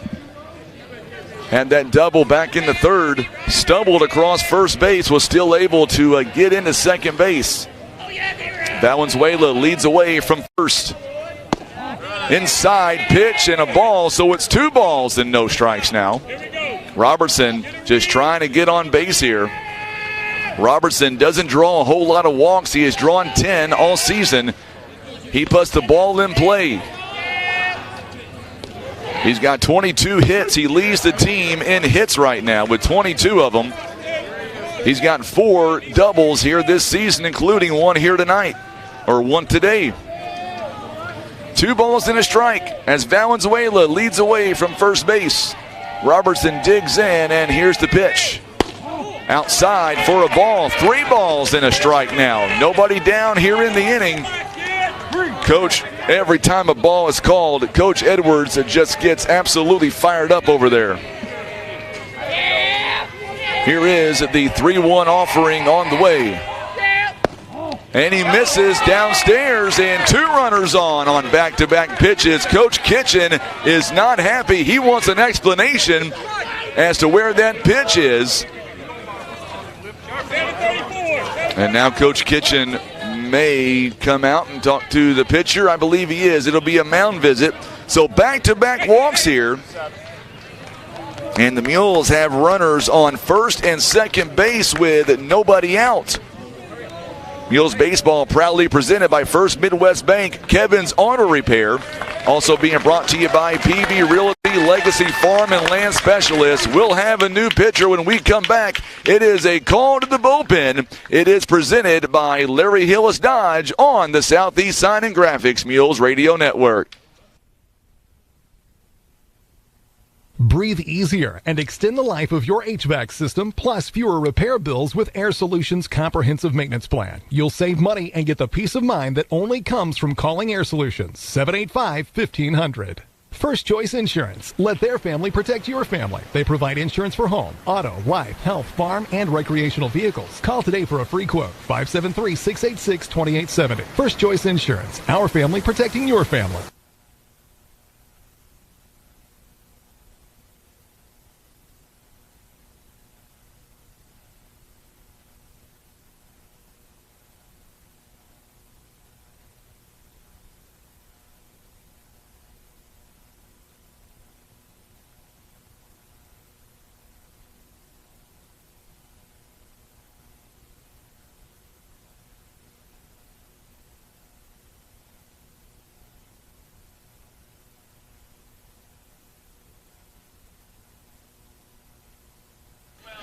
So the new pitcher on the mound is going to be Cameron Marchie at number 8 here for the Jackson Indians. He will come in, the right-hander for the Jackson Indians. We'll get you the pitching numbers here on J.P. Sauer. He pitches 4 innings. He threw 89 pitches overall. He gave up 3 hits, 2 runs. Both were earned runs. He walked 5 batters, struck out 7. So those are the final numbers here. He is also responsible for the runners on first and second base. Kobe Greenwald is going to be the first batter that Cameron Marchie will face. And, of course, you know that name as well. We talked about him a lot during football. He's a great, phenomenal football player. He is a senior for this Jackson Indians team.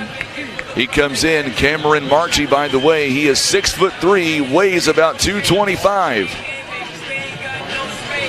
So runners now on first and second base. Robertson on first base. Valenzuela standing on second base. Back-to-back walks. Part of those 5 walks that J.P. Sauer is going to be charged with. Now hitting for the Mules, fielder number 27, Colby Greenwald.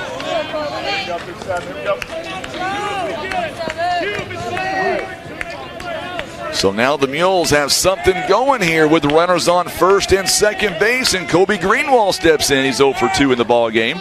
Showing bunt he offered, and a strike is called. No balls and a strike.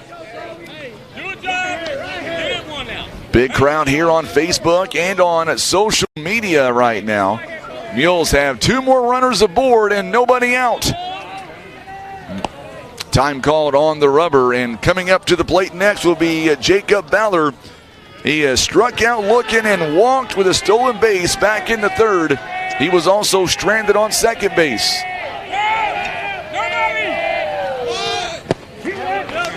And it's going to be another swing there as he offered, and now it's quickly no balls and 2 strikes. And all Coach Edwards is really wanting from Greenwald in this spot is just get those runners again to second and third base when Ballard comes up. 2 runners on, nobody down here in the top part of inning number 5. Colby Greenwald is 0 for 2. He grounded out to shortstop last time. This one taken for a ball outside. 1 ball, 2 strikes now. 89 pitches thrown by J.P. Sauer. He is responsible for the runners on first and second base. Gave up 5 walks, struck out 7 batters though, and only allowed 2 runs on 3 hits. There's a ground ball. Get in there for a base hit. Valenzuela, he is going to be held up at third base. Good base running by the Mules, and the bases are juiced with nobody out in the inning. Good piece of hitting by Kobe Greenwald. So now Jacob Ballard coming up to the plate. And he's got runners on every base right now. He is batting .421 with runners in scoring position, a team lead of 19 RBIs. He's also got 3 home runs this season. This one is in the dirt for a ball. 1 ball and no strikes here as Greenwald is on first base. Robertson on second. Valenzuela on third. Mules lead by 2 runs. We're in the 5th inning. They've got them loaded with nobody down. This one foul to the screen. A good cut by Jacob Ballard. 1 ball and 1 strike. Kason King awaits on deck.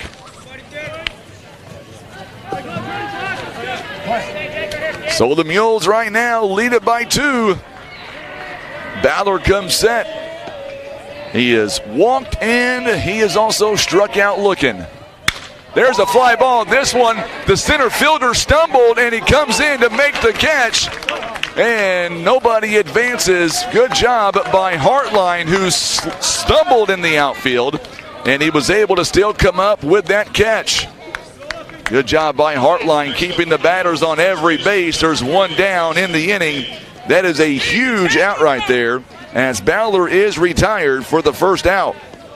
So Kason King has walked and scored and struck out back in the third. Kason King batting .318 with runners in scoring position. It takes strike 1. So Valenzuela on third base. Brady Robertson on second, and Kobe Greenwald leads away from first.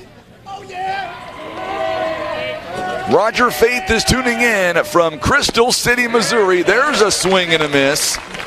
And now it's no balls and 2 strikes. He says it's sunny and 76 there where he is in Crystal City. Cloudy and 72 here in Jackson. This one is a foul ball. This one just going to go foul. So it's still no balls and 2 strikes. Glad to have you alongside, Raj. Kason King, he is battling right now. No balls and 2 strikes. Runners on every base right now. Mules do not want to waste this opportunity. Here is the 0-2 offering. There's the ground ball. This one could be a double play. There's one at safe at first base. Good hustle by Kason King. The Jackson coaching staff is not happy. It's going to wind up and be an RBI, fielder's choice. Mules come away with a big run.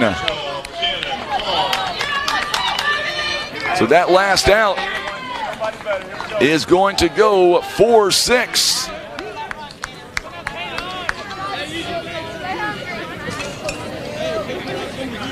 So a run comes in, and runners are now on the corners, and there's a ball taken on the inside to Cannon Carr.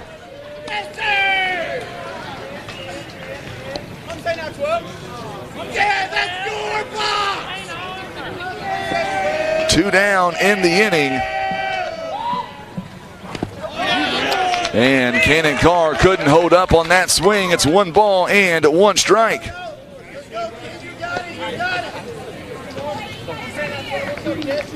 It is 3-0. The Mules are right now lead it here.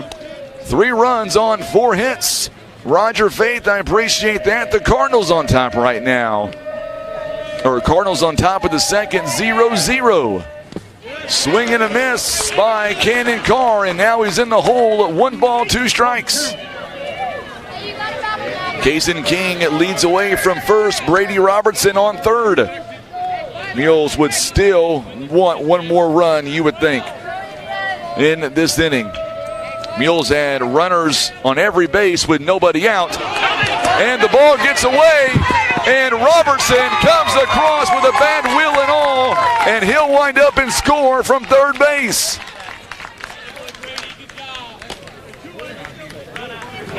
So Robertson winds up and comes across to score, and Kason King now winds up on second base.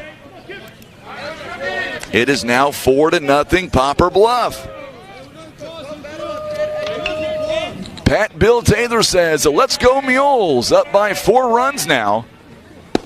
And a strike 3 is called, but not before 2 more runs come across. 2 runs on 1 hit. The Mules strand a runner. Mules lead 4-0 on the Southeast Sign and Graphics Mules Radio Network. I pledge allegiance to the flag of the United States of America and to the republic for which it stands, one nation, under God, indivisible, with liberty and justice for all.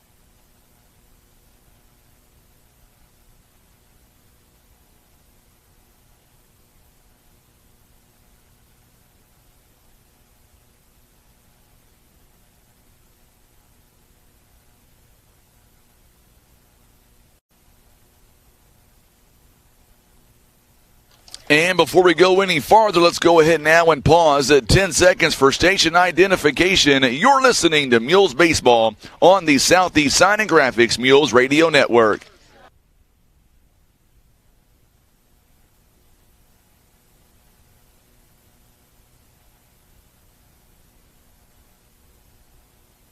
And it is 6:01. I'm Frankie Castile alongside my good friend Tim Hicks. And we are live in Jackson. Going to get a pinch hitter to begin this bottom part of inning number 5. Logan Bruns is going to come in. Wears number 9 in place of Clayton Erst. Here is the first offering on the way. A strike called right down the middle. Strike 1 is called.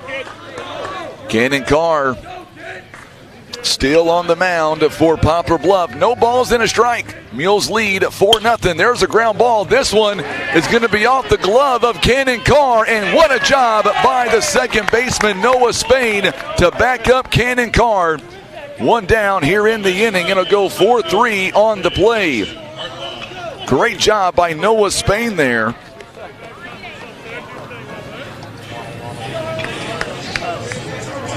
And now we're going to see Kaysen Hartline coming up to the plate now. One down in the inning. And there's a ball taken on the outside part of the plate.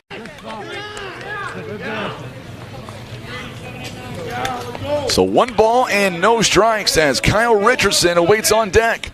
And another ball taken, same location, just outside. Hartline here in the ball game. He is 0 for 1.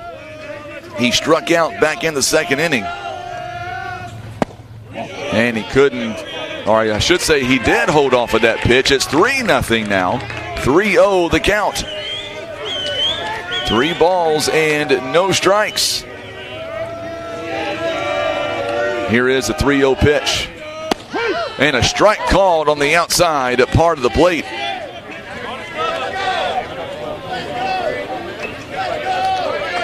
Poplar Bluff leading at 4-0 as they double their lead from last inning. And another strike. Good pitch. Good comeback by Cannon Carr. As Hartline thought it was ball 4, but instead it's now 3 balls and 2 strikes. So Cannon Carr comes set. Here's the payoff pitch on the way. Swing and a miss. 1 down in the inning. Or make that 2 down in the inning, rather. I'm trying to give Jackson 1 more out. So now Richardson coming up to the plate now. 10 strikeouts overall. Ron Withrow says with that 10th strikeout, it's time to bring out the Snickers bars. This one he got jammed inside. Going to go out of play behind us. No balls, then a strike. 74 pitches thrown in the ball game. Pitch number 10 upcoming by Cannon Carr. And the Mules lead 4-0 after getting 2 more runs here in the 5th.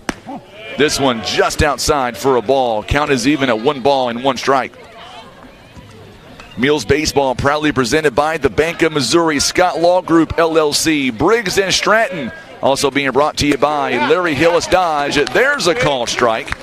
Also eye care specialist, Christian Automotive and Tire, Las Margaritas, Mayas, and Taco Taco. First Choice Insurance, Air Solutions, and the Ozark Federal Credit Union. 1 ball, 2 strikes. Just misses outside for a ball. 2 balls and 2 strikes.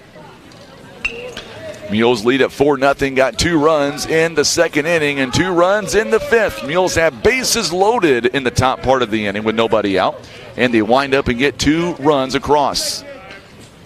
There's a fly ball out to center field, and this one as Dylan Hall has to come in for it. Good job by Noah Spain to back up the throw from Dylan Hall. So a 2-out hit. That is the 3rd 2-out hit of the ball game for the Jackson Indians. And now Tyler Malugin comes up, and he is 0 for 1 here in the ball game. He struck out looking back in the 3rd. So Cannon Carr working on 78 pitches so far. He's about 27 pitches from having to be pulled. Mules want to get as much out of him as they possibly can. Here is the pitch. There's a fly ball. Come on, Dylan. There you go. Dylan Hall again. Played it very well, and on that pitch, the side is retired. They strand a runner. Ty Rommel, Eisenbeis, and Noah Spain are all due up here in the top part of inning number 6. Mules lead 4-0 on the Southeast Sign and Graphics Mules Radio Network.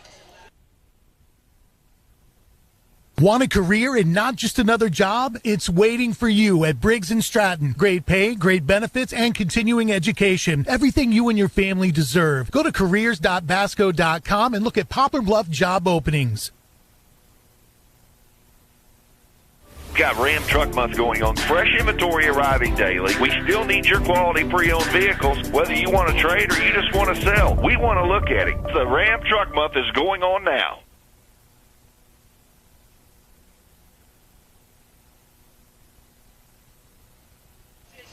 So we are back here as we get ready for the top part of inning number 6. Here are some numbers right now by Cannon Carr, just in case you're wondering. And by the way, real quick, what a catch by Dylan Hall out there in center field. Was that not a good catch, Tim? Thought he misplayed it. He thought he misplayed it, and he was still able to come back and make a great catch to retire the side. And Jenny Robinson likes what she sees also. Cannon Carr has given up no runs, just 3 hits, and they've stranded all 3 runners. 10 strikeouts, only 1 walk here in the ball game by Cannon Carr. He is pitching a beaut right now for the Mules. 18 pitches in the first inning, 20 in the second, 10 in the third, 17 in the fourth, and then 14 in that 5th inning. Pamela Davis absolutely correct. She says Dylan Hall is putting on a show out there in center field. I would absolutely agree with that, and so does Shelby and Georgia Stevens as well. All right, so here we go now as Ty Rommel steps up to the plate for the Mules. He is 1 for 1 here in the ball game. He takes strike 1. It catches the inside part of the plate. Ty Rommel, he has singled and he has walked back in the 4th. An RBI base hit and a walk. He takes strike 1 on the inside part of the plate, and there is ball 1. So it count is even at 1 ball, 1 strike. Tracy Hall says, that's my boy out there in center field. He is doing his thing right now for the Mules, making 2 amazing catches when the team needed an out the most. In there for a call to strike 2. So Rommel now is behind 1 ball and 2 strikes. We are in the top part of inning number 6 right now. Mules lead at 4-0 on 4 hits and no errors. Jackson no runs on 3 hits, and there's a swing and a miss. Ty Rommel down on strikes for a second time in this ball game.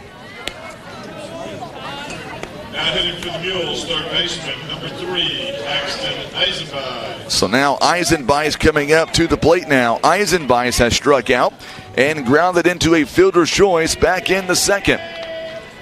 Mules for the 2nd time in this ball game has not got their leadoff man aboard. There is ball 1 taken outside. Don't forget Mules baseball back on Saturday, a doubleheader in Kansas City. We're going to be at Blue Springs South. There's a ball taken up high. Ron Withrow, you betcha. Cannon Carr is having an amazing outing right now. He is dealing, no doubt, 10 strikeouts here in the ball game, only 1 walk. Inside for another ball, so it's 3 balls and no strikes now to Eisenbeis, who just kind of shrugs his shoulders and kind of shakes it off a little bit. Glad to be here in Jackson, Missouri. We started off a little bit on the sunnier side. Now it's overcast again. There is strike 1. As long as the rain holds away, it can be cloudy all day. Getting tired of that rain. It is 3 balls and a strike. Swing and a miss. 3 balls and 2 strikes now. Make sure and share that video for us on Facebook. We would greatly appreciate that. I know a lot of fans back home are watching us right now that couldn't make the trip. And a call to strike 3, 2 down in the inning.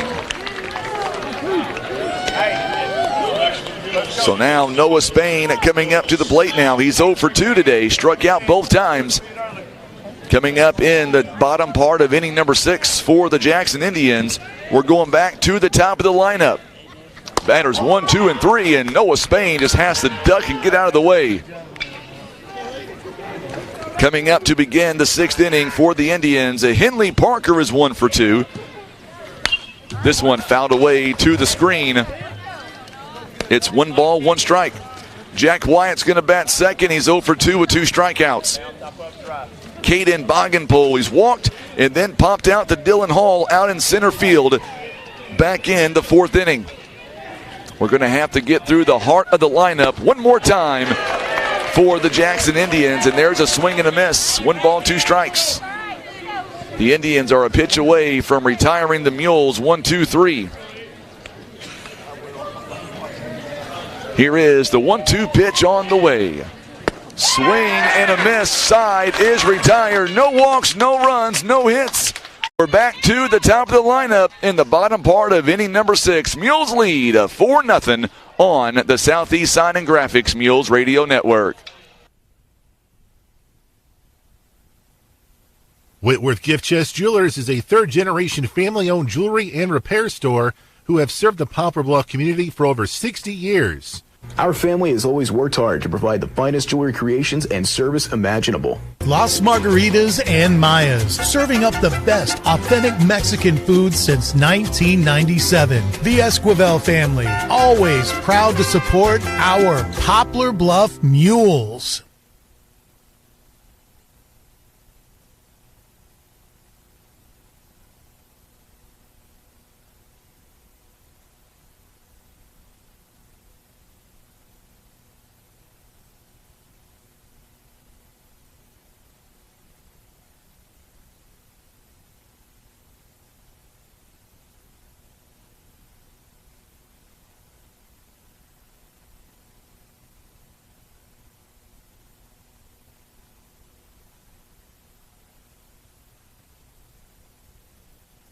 So here we go now. It is the bottom part of inning number 6 right now. The Mules find themselves on top by 4 runs. They've got 2 runs in the second inning and then 2 more runs in the 5th.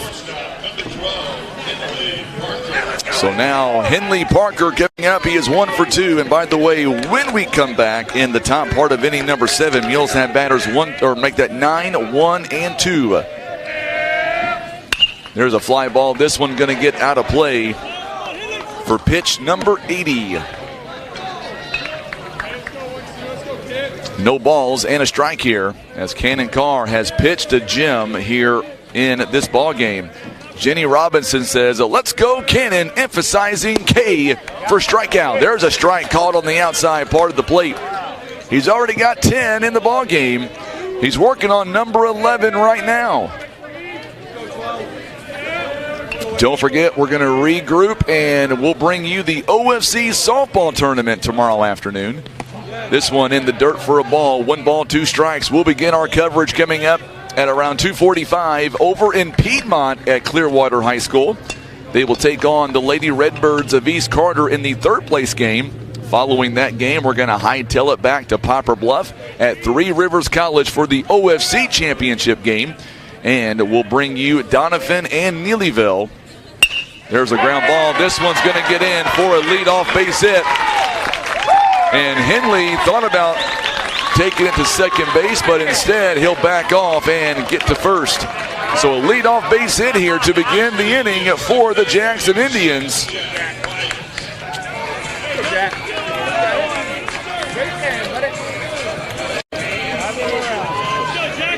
So now Jack Wyatt coming up. He has struck out both times. So 2 hits by Henley Parker in the ball game, and he leads away from first base. Here's the pitch. This one fouled away to the screen. No balls and a strike right now. Mules lead by 4 runs. How big were those 2 runs back in the 5th inning when the Mules had bases loaded and nobody out? On deck is Caden Bogenpole.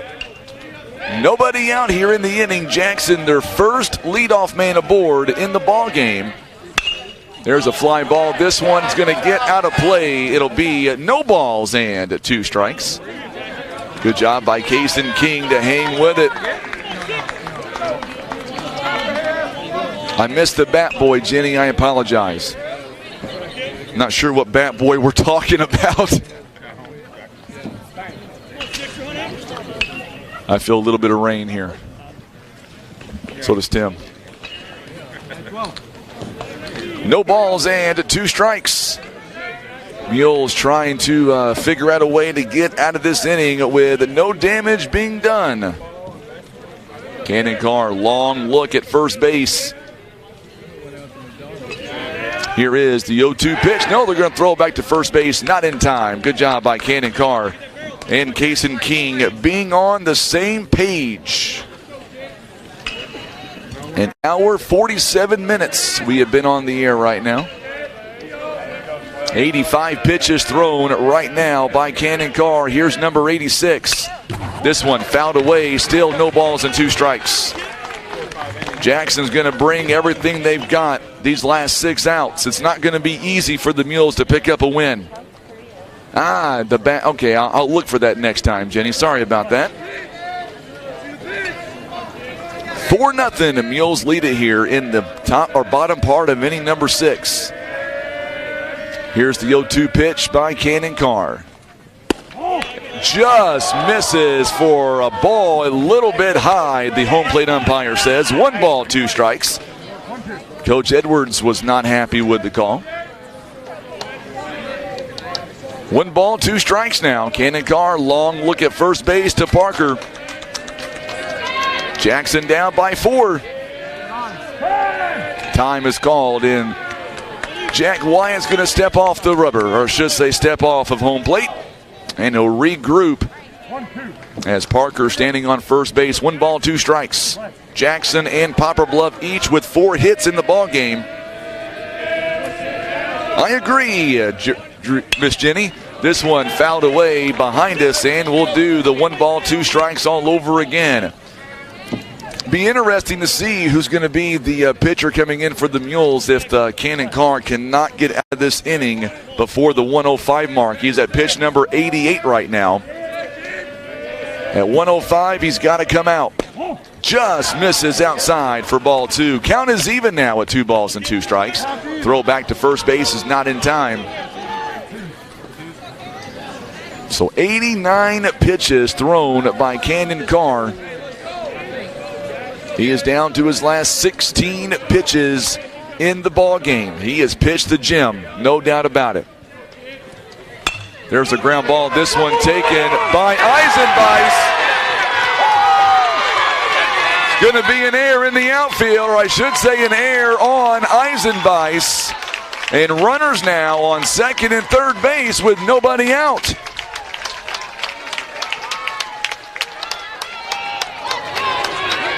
And we're going to get now, Coach Steve Edwards is going to come out and talk to his pitcher and kind of settle him down a little bit. He's at pitch number 90. So that's going to be classified as an E5 as Parker and Wyatt both get to second and third base. So nobody out here in the inning. Runners on second and third base. We've got some drizzle here in the Jackson area. Roger says, don't worry, Tim. He's checking the radar for us, and it shows no rain around Jackson. We got a little bit of a drizzle here in the area. So Cannon Carr's going to remain on the mound for the Mules. He's got 15 pitches left. Caden Boggenpole is going to come up to the plate. He is 0 for 1 here in the ball game. Boggenpole has walked, and he flew out to Dylan Hall back the last time. So for the first time in this ballgame, Jackson threatening here. They've got 2 runners on and nobody out. Cannon Carr's going to forget about the runners for a minute and just come home with it. There's a swing and a miss, no balls and a strike. So Mules have an error in the ballgame, their first one this ballgame, and it's could wind up and cost them. No balls and a strike. Here is the 0-1 pitch by Cannon Carr. In there for a called strike 2. So now Cannon Carr's ahead, no balls and 2 strikes. Ron Withrow says we need an out. No balls and 2 strikes now. As Cannon Carr tries to settle down, runners on second and third base. Parker standing on third base. And Wyatt on second. Just able to hold off, and there's the ball. 1 ball and 2 strikes.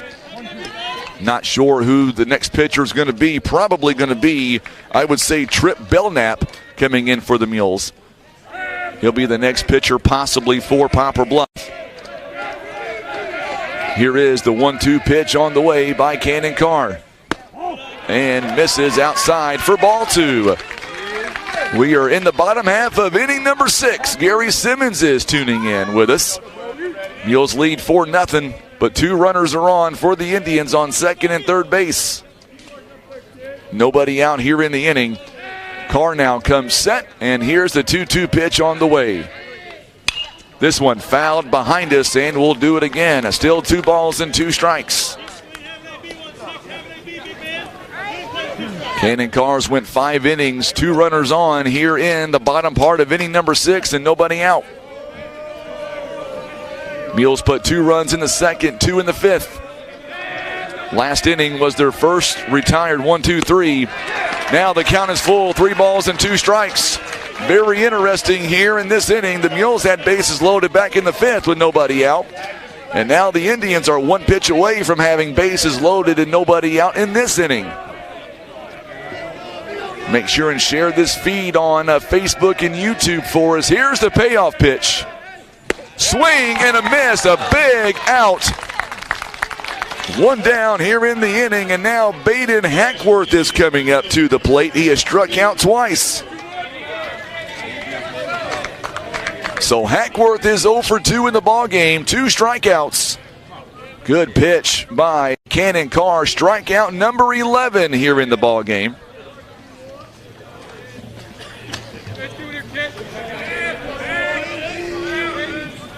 Up high for a ball, 1 ball and no strikes.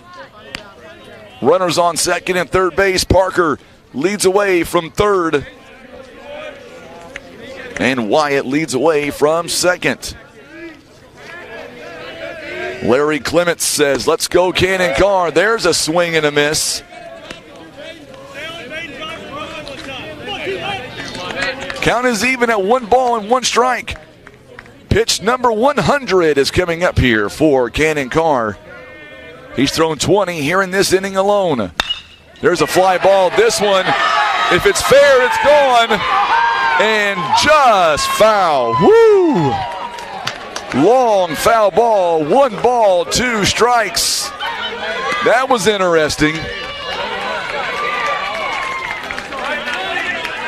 As Baden Hackworth thought he had a 3-run jack. Instead, it's a long foul ball. It's 325 down the left field line, and he had every bit of that one.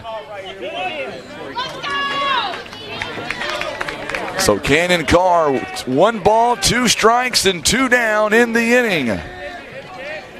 11 punch-outs so far in the ball game. Up high for a ball. Count is even at 2 balls and 2 strikes. So Baden Hackworth is 0 for 2 in the ballgame with 2 strikeouts. Jenny says only counts between the sticks. A lot of Mules fans tuning in for the conclusion of this ballgame. Swing and a miss, and now there's 2 down in the inning. Way to come back, Cannon Carr.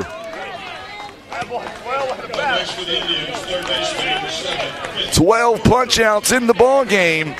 Quentin Borders is coming in. He struck out back in the second. He was caught stealing back in the fourth after a fielder's choice. Cannon Carr, 5 2/3 innings. Runners on second and third. This one fouled down the third base line. No balls and a strike. Heads up, behind you.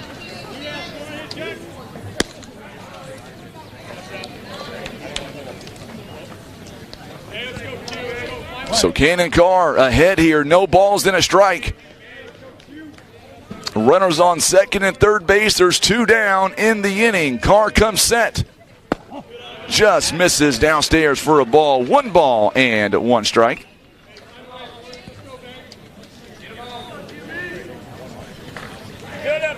So Cannon Carr now comes set. Not even really looking at the runners at second and third, trying to get this out. There's a fly ball, this one too. Valenzuela, and the Mules come away with a big out. Great job by the Mules defensively. We go to the top half of inning number 7, and the Mules lead 4-0 on the Southeast Sign and Graphics Mules Radio Network. Kevin's Auto and Tire is a family-owned one-stop shop for fast, friendly, and affordable automotive services with the latest tools and technology, as well as their time-tested automotive knowledge. They're guaranteed to get your vehicle fixed without breaking the bank. Eye Care Specialists is committed to the protection and the preservation of the precious gift of sight. Nothing is more important than your eyesight. That's the way the doctors of Eye Care Specialists see it.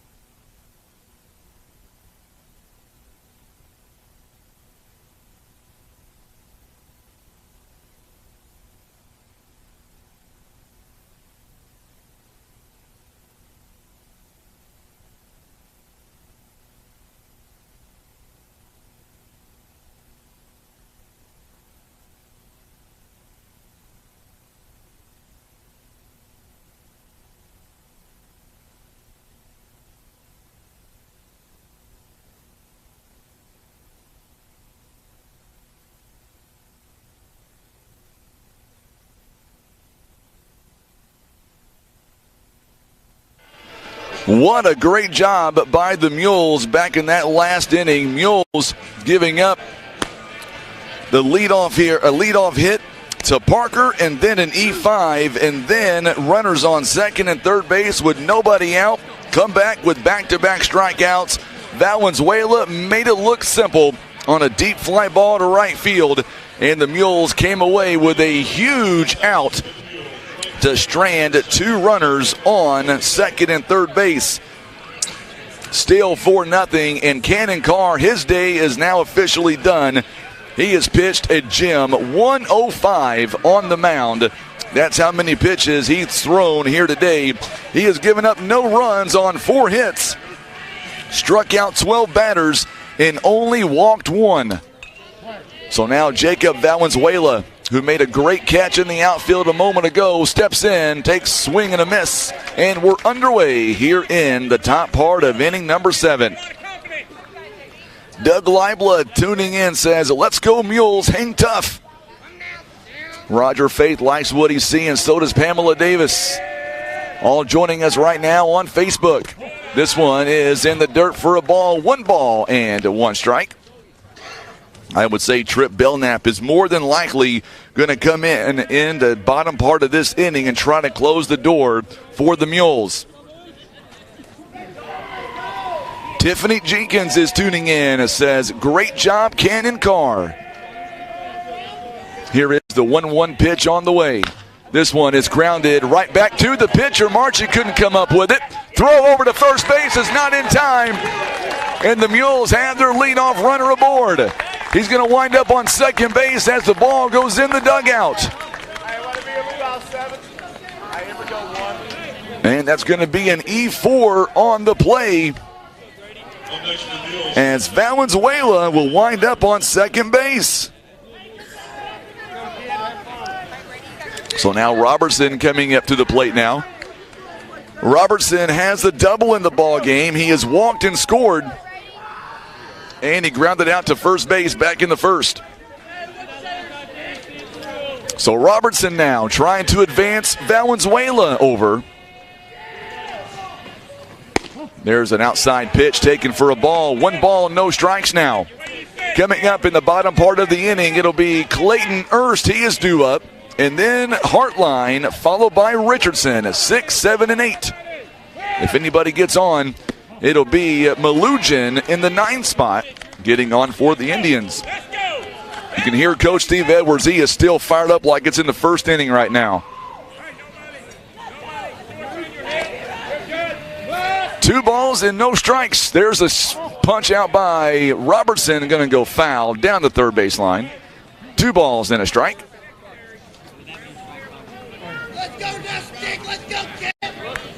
Mules, you can hear the Mules players in the dugout. They are just going nuts right now as well. Inside for a ball. 3 balls, then a strike now. So Robertson is in the count. He wants to be in right now. 3 balls, then a strike. Kobe Greenwald had a big base hit back in the 5th. And he is up next. Here is the 3-1 pitch. This one's popped up by Robertson. He's just going to hobble down to first base. Malugin gets underneath it and will make the catch for the first out of the inning.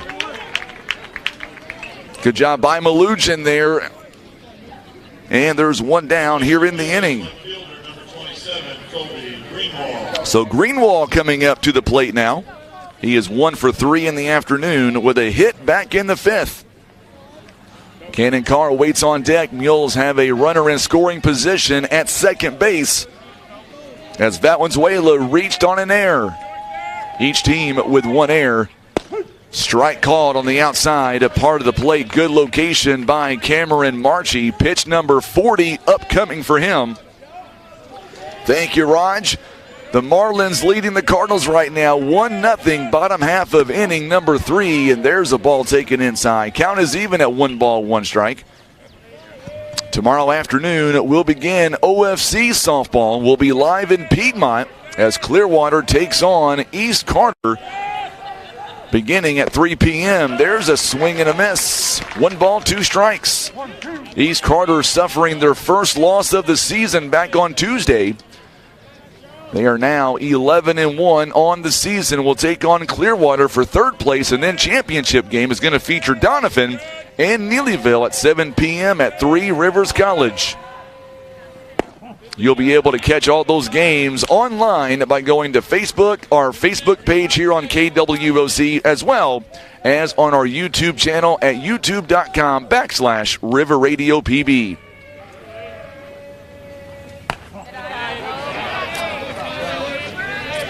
Don't worry, Jenny. Jacob is going to bat.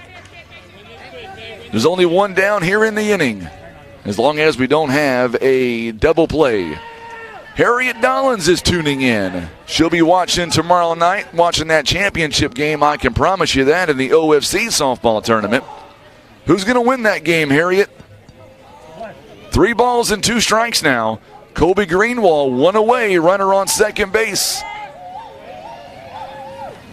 This one's fouled and popped up out of play. We'll do it again. Payoff pitch number 2 is coming up. You can hear Coach Edwards telling him, stay hot in the box. Mules baseball presented by First Midwest Bank, Kevin's Auto Repair, PB Realty, and Legacy Farm and Land Specialist. And Kobe Greenwald gets on base, draws a 1-out walk, and the Mules have runners on first and second base. So Jacob Ballard coming up, and now we're going to get a mound visit here, and we might see a new pitcher. We will. This call to the bullpen is presented by Larry Hillis Dodge. We'll come back, and the Mules have runners on first and second base with 1 away. Mules lead 4-0 on the Southeast Sign and Graphics Mules Radio Network. Some things have changed since 1952. We changed our name, expanded our territory, and added branches in the communities we serve. But the most important thing remains the same. We treat our members like family. Experience the credit union difference. Ozark Federal Credit Union. Membership eligibility required. Insured by NCUA. Christian Automotive and Tire. Quality name brand tires that you know and trust. They also have ASE certified mechanics that have the training, tools, and knowledge to fix your vehicle right the first time. Business 67 South in Poplar Bluff.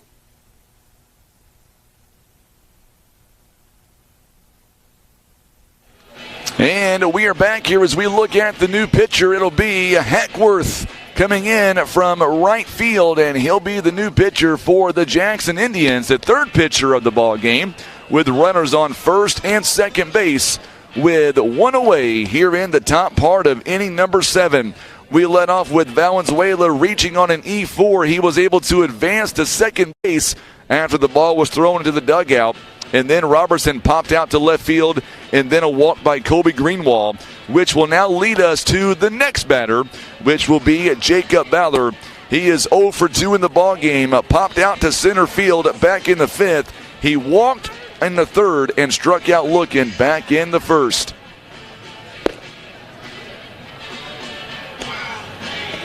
So for the Mules right now, we'll see. The new pitcher coming in is going to be Hackworth, and that means that Cameron Marchie, his day will come to an end on the pitcher's mound.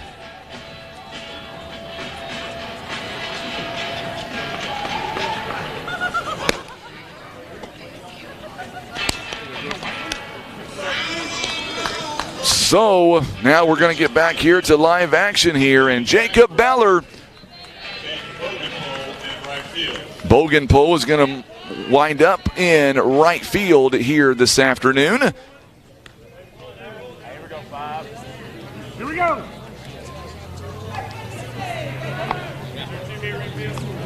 So here we go with Jacob Ballard, 19 RBIs here this season. Maybe a bunt's in order, Rogers says. I don't think with Jacob Ballard we're going to get that bunt. Ball taken inside for the first pitch. 1 ball, no strikes. We are just past that 2-hour mark right now.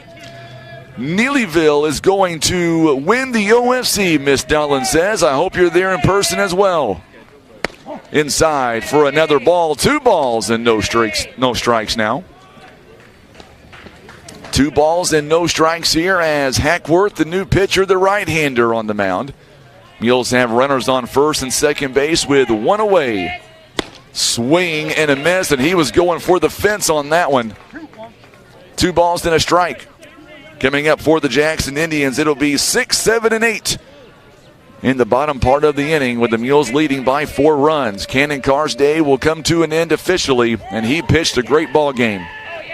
One of the best ball games we have seen him pitch all season. There's a ground ball by Ballard. It gets in for a hit. Mules are going to score 1. And Valenzuela, Mules are going to wind up and stay on third as Greenwald, as an RBI base hit by Jacob Ballard, RBI number 20 on the season, and the Mules now lead 5-0. So Valenzuela is going to wind up and come across and score. So runners on first and third base, and we're going to see a courtesy runner coming in now for Jacob Ballard. It is now 5-0. Mules have runners on the corners. So Kaysen King now coming up to the plate as Greenwald standing on third base. Kaysen King, a strong foul ball that was. He swung hard on that one. Now Coach Edwards going to bring Kaysen King up and talk with head coach Steve Edwards. Courtesy runner standing on first base for the Mules. Here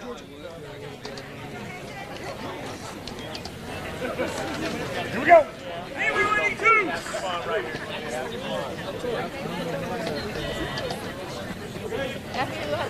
So runners on the corners with 1 strike here. Favorite part of catching was the courtesy runners. Runner takes off. It's going to hit Kaysen King. And the Mules are going to have the bases loaded with 1 away here in the game, or in the inning rather. And now Kaysen King on first base. Cannon Carr now coming up to the plate. Kaysen, or I should say, he is due for a hit as well. Cannon Carr coming up. He's got an RBI base hit, had that back in the second. Since then has grounded out to shortstop and struck out looking back in the 5th. Runners on every base right now for the Mules. There's a strike called right down the middle. Has David Durbin, big lead away from second base. He'll hustle back. No balls and a strike. Mules lead at 5-0 over state-ranked Jackson. They are ranked number 9 in Class 6. This one, I believe it hit him. Yes, it did. And the Mules will have another run come across.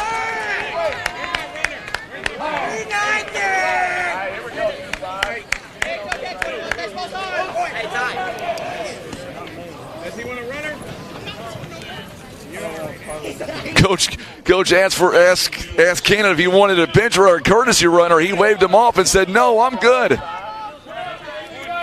So the second hit by pitch, back to back.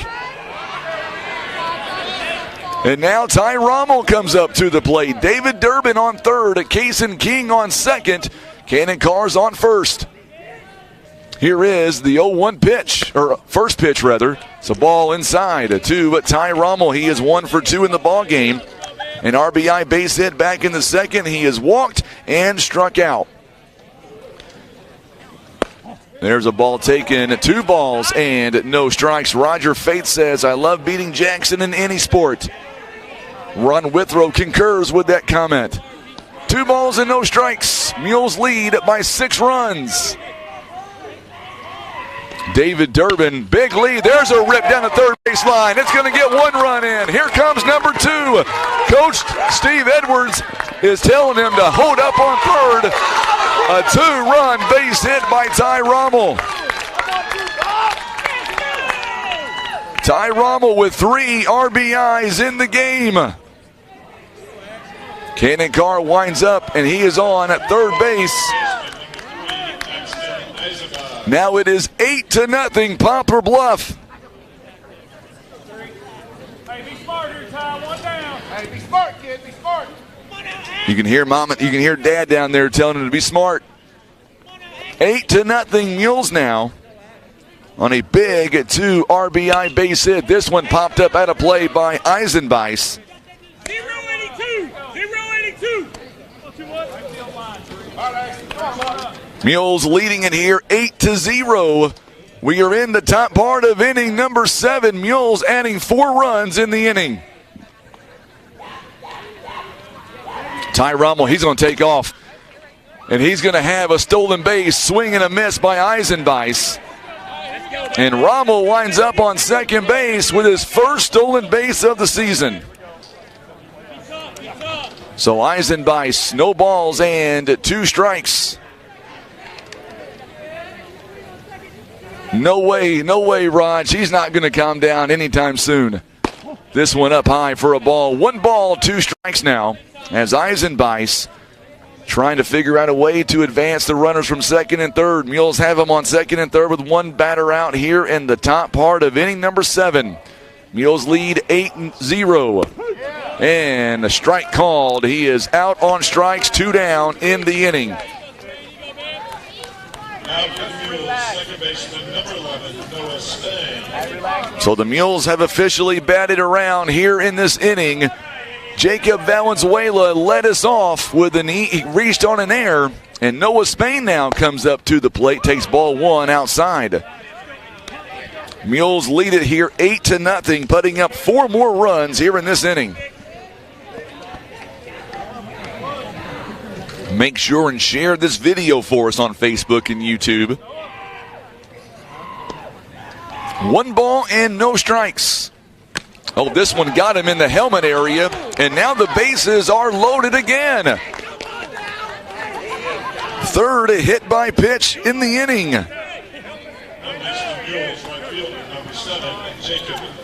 So Valenzuela began this inning by reaching on an E4. He would wind up and score the 5th run in the ball game. And now he is coming up to bat for a second time in this game, or in this inning rather.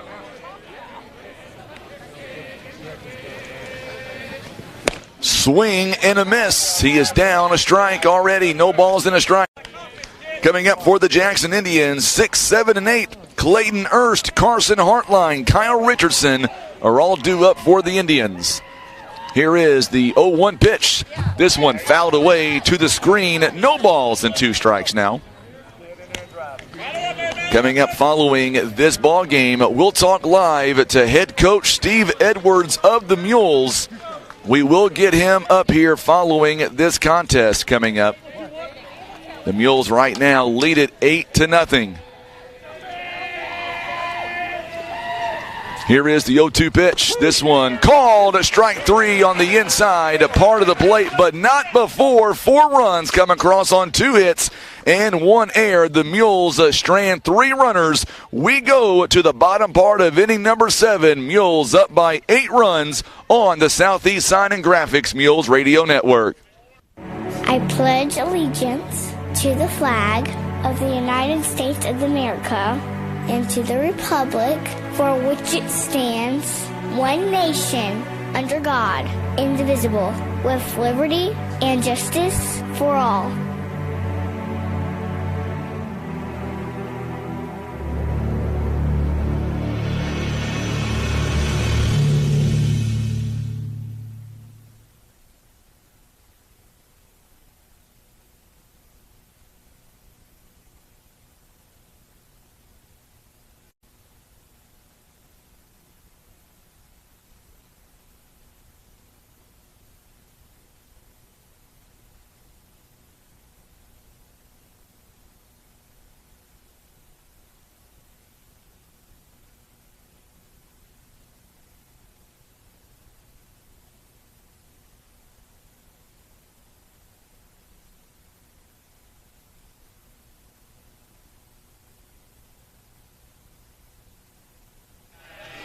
Oh, we've got some changes here to talk about here for Poplar Bluff, and we're going to get to that coming up in just a moment. As the Mules right now, they've got a new pitcher on the mound. His name is Brady Robertson, and Robertson coming in with an earned run average of 3.182. He has pitched 22 innings, giving up 18 hits, 15 runs. 10 of them are earned runs. He has walked 3 batters and struck out 40. Those are the numbers right now for the Poplar Bluff Mules. Dylan Hall, as he has played a great game in the outfield, he will sit for this inning. And, of course, coming in is going to be, of course, in left field. I believe it's going to be Logan Massey. Massey will be out there in left field now.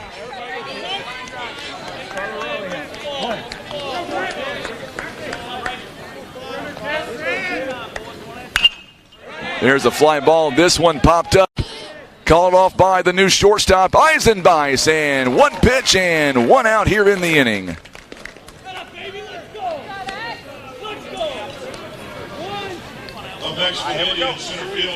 So Eisenbeis moves over to shortstop. That one's going to go F6 on the out. So there's 1 down here in the inning now. 2 down, 2 more outs to go here in the game.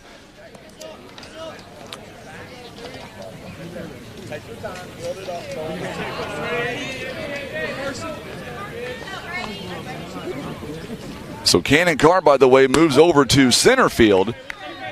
And second base will still belong to Noah Spain. Everybody else will remain where they are. 2 balls and no strikes here. And there's a strike called on the outside part of the plate. So Robertson now, 2 balls and a strike. Jeff Dawes says, finish strong, Poplar Bluff. They lead 8-0 here in the bottom part of inning number 7. There's a swing and a miss. 2 balls and 2 strikes to Carson Hartline, who is 0 for 2 in the ballgame. Struck out twice, once in the 2nd and once in the 5th. 2 balls and 2 strikes and 1 away here in the inning. There's a fly ball. This one, I believe it's going to get out of play. Yes, it will. Good job by Kaysen King. Doing a great job tracking it down. It is going to get out of play. 2 balls and 2 strikes as Brady Robertson coming in to close the door on the Jackson Indians. This one up high for a ball. 3 balls and 2 strikes. So Cannon Carr's day comes to an end. He pitched 105 pitches, gave up no runs on 4 hits, struck out 12 batters, and only walked 1. Coming up following this contest, we'll talk to head coach Steve Edwards, maybe a player, not sure. Up high for a ball, so Jackson has a 1-out walk. Hey, roll it up, boys, roll it up, here we go. So Kyle Richardson is going to come to the plate now. He is 1 for 2 in the ball game as well. Base hit back in the 5th and grounded out to third base back in the 3rd. Here is the first offering on the way by Brady Robertson. This one fouled off the mask of a Bowler, and it's no balls and a strike.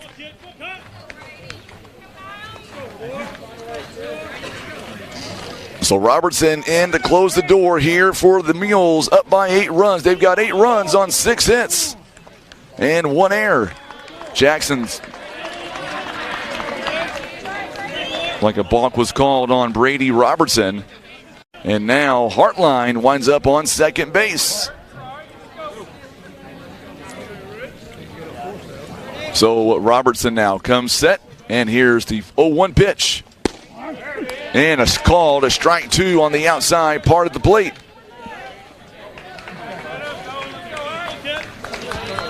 No balls and 2 strikes here. 1 away here in the bottom part of inning number 7.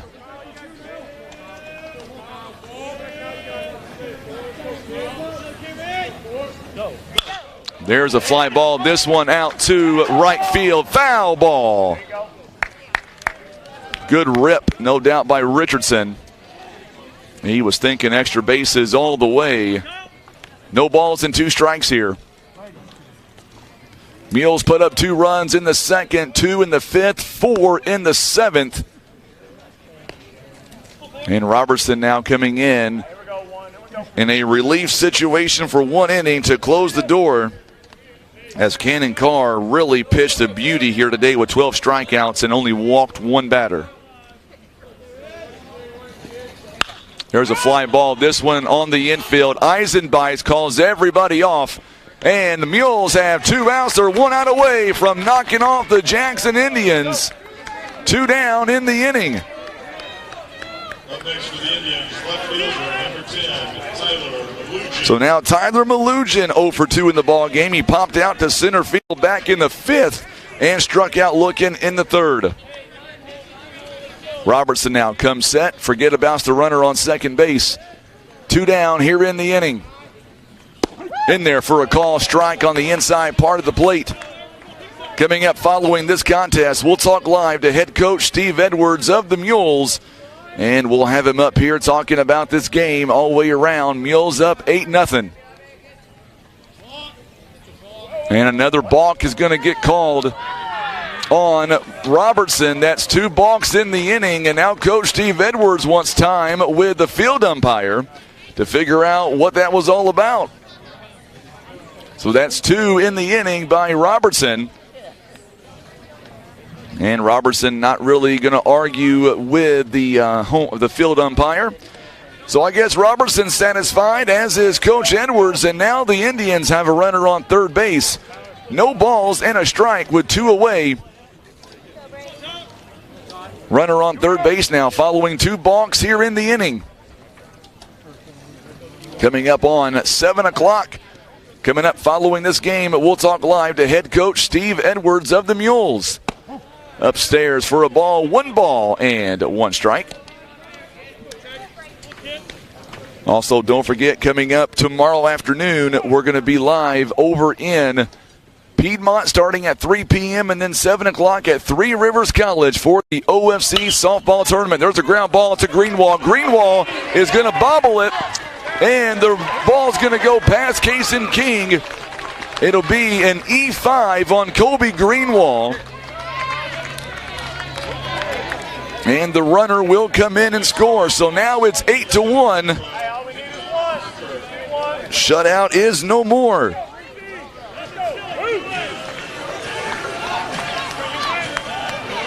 So now we're back to the top of the lineup with Henley Parker. He is 2 of 3 in the ball game, 2 base hits.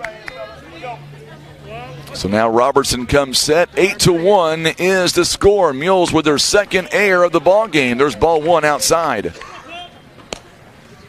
Mules have 8 runs on 6 hits and 2 errors. Jackson 1 run on 4 hits and an error. Hartline just scored from third base, giving them their first run on an E5 as Malugin able to reach base. He's on first. This one fouled away to the screen. 1 ball and 1 strike. Coming up on Saturday, the Mules will be at Blue Springs South for a doubleheader starting at 10:30, then 12:30. That is just east of Kansas City. And then next week we've got a game against New Madrid and then the SEMO Conference. Strike 2 called outside part of the plate. So 3 more games before the Mules begin their conference tournament with the SEMO Conference. And this game here, very important to the Mules. Not going to be the number 1 seed, but a win against Jackson puts them very high up in the tournament. Tiffany Jenkins says, finish them off right here. Here's the 1-2 pitch. Just misses outside. Count is even at 2 balls and 2 strikes. On deck is Jack Wyatt. He is 0 for 2 as well, make it 0 for 3 in the ball game. 2 strikeouts and a reach on an error. Here's the 2-2 pitch. And just misses inside for ball 3. Mules fans wanted strike 3 on that call. Pretty good call by the umpire. Just inside for ball 3. Here is the 3-2 pitch on the way by Brady Robertson. And a 2-out walk. 2 walks in the inning. So Jack Wyatt comes up. He's 0 for 3. He did reach on an error. So Malugin standing on second base and Parker now on first base. Still a 7-run lead here by the Mules. There are 2 down in the inning. This one fouled away to the screen. No balls and a strike. Mules having a little bit of trouble here closing out the Indians after going 6 scoreless innings. They gave up a run here with still runners on first and second base and 2 down. Robertson now comes set as Jack Wyatt digs in. Here is the 0-1 pitch by Robertson. There's a ground ball. This one is in for a base hit, and they're going to hold up the runner on third base, and now the bases are loaded now with 2 down here in the inning. Good job by Massey in left field, able to stop it and get it in pretty quick.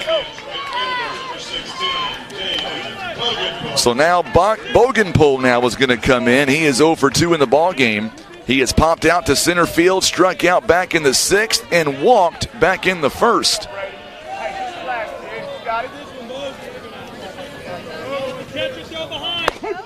There's a strike called. Good pitch there by Brady Robertson. Bogenpool or make that runners here on base here in this ball game. The Indians, they've got 8 base runners all ball game. And this one is outside for a ball, 1 ball and 1 strike. Jackson has scored 1 run on 5 hits. They got the bases loaded now. Malugin standing on third, Parker on second, Wyatt on first, and ball 2 outside. 2 balls and a strike now. As Caden Bogenpool, the left-hander, comes up against the right-hander. Swing and a miss, and now the Indians are down to their last strike. 2 balls and 2 strikes here. Robertson trying to close the door, giving the Mules their biggest win of this season thus far. Here is the 2-2 pitch on the way. Just misses. The Mules fans, they thought that was strike 3. They were ready to start jumping up and down. They didn't like the call. There's nowhere to put him. 3 balls and 2 strikes now. Here is pitch number 29 on the way by Robertson. There's a fly ball out of play behind us. And we'll do it again. Still 3 balls and 2 strikes. Bases are loaded. Jenny says, just need an out. Let's go, Robertson. 3 balls and 2 strikes. Here's the payoff pitch. Fly ball, this one out to center field. This one might be trouble. Cannon Carr gets a great jump, and ball game. Mules with a big win over the Jackson Indians here in Jackson. Coming up, we'll talk live to head coach Steve Edwards of the Mules as the game will come to an end at the 2-hour and 30-minute mark. And the Mules get a big win. It is their biggest of the season. We will step away. We'll come right back. We'll talk live to head coach Steve Edwards of the Mules, and we'll get his thoughts on this impressive road win against his rival, the Jackson Indians. Mules win 8-1 on the Southeast Sign and Graphics Mules Radio Network. Go Mules! The Bank of Missouri wishes the Mules a fantastic season. Live well, play well, bank well. At 130 years strong, you can count on us to support you through all the seasons of life. The Scott Law Group, a family-owned firm providing trusted legal counsel for matters pertaining to real estate, personal injury, criminal, and family law. Call 785-4688 or online, scottlawgroupmode.com.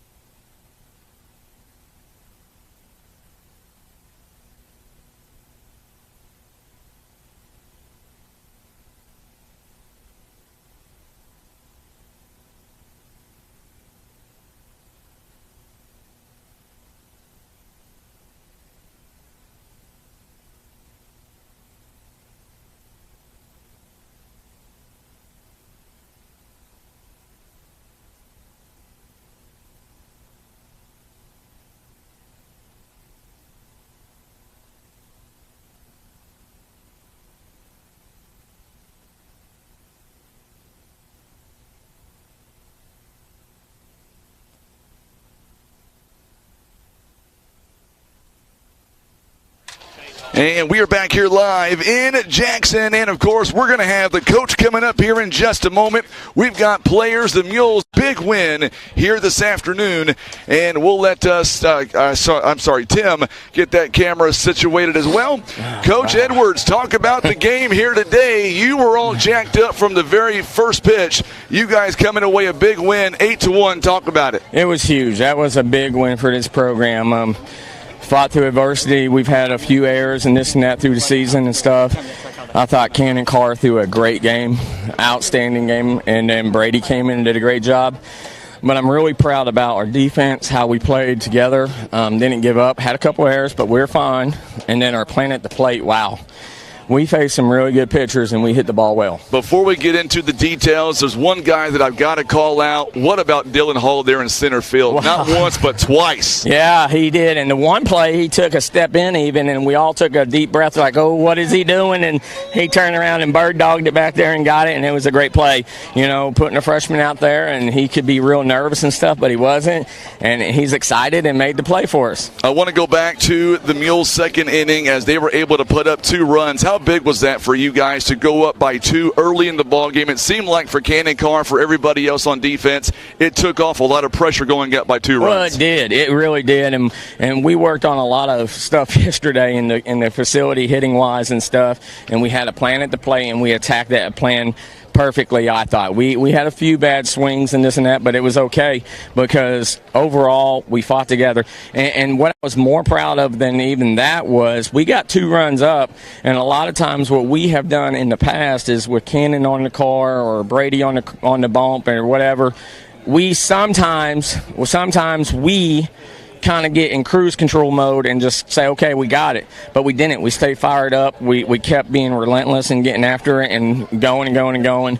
And even in the end, we scored 4. Coach came over and said, what's the plan? I said, we're going to score more runs, and we sure did. So I was excited about that. Let's talk about, first off, Cannon Carr, the guy to your right. In the first 2 or 3 innings, 8 strikeouts out of 10 batters that he faced. That is impressive. That's dirty. That's what I call dirty. He did well. I mean, and he did. He mixed his pitches up well. Him and Jacob did a great job, and he kept them off balance. And Jackson's aggressive team, and obviously a great team. They're ranked, everything else, and that. But I'm telling you now, like everyone always hears it from me, that win is not on me. That win is on these guys and the team. And when them guys come to play like that, we can beat anybody. 5th inning, bases loaded, nobody out. We get 2 straight outs. I can see the nerves. You're acting nervous out there on third base. We get 2 runs to come in, and then everything from there is kind of fell into place. How big was those 2 other runs in the 5th inning with nobody out? It's huge, and it's like this is a district win. That's the big thing, and a SEMO conference win. And, you know, anytime you go to a ballpark, you got to come with your A game, and we did. And I'm not saying Jackson overlooked Poplar Bluff or nothing, because you look at our record, what we've been doing coming in and this and that, and let people sleep on us. They sleep on us, they're going to get that Mule team right there.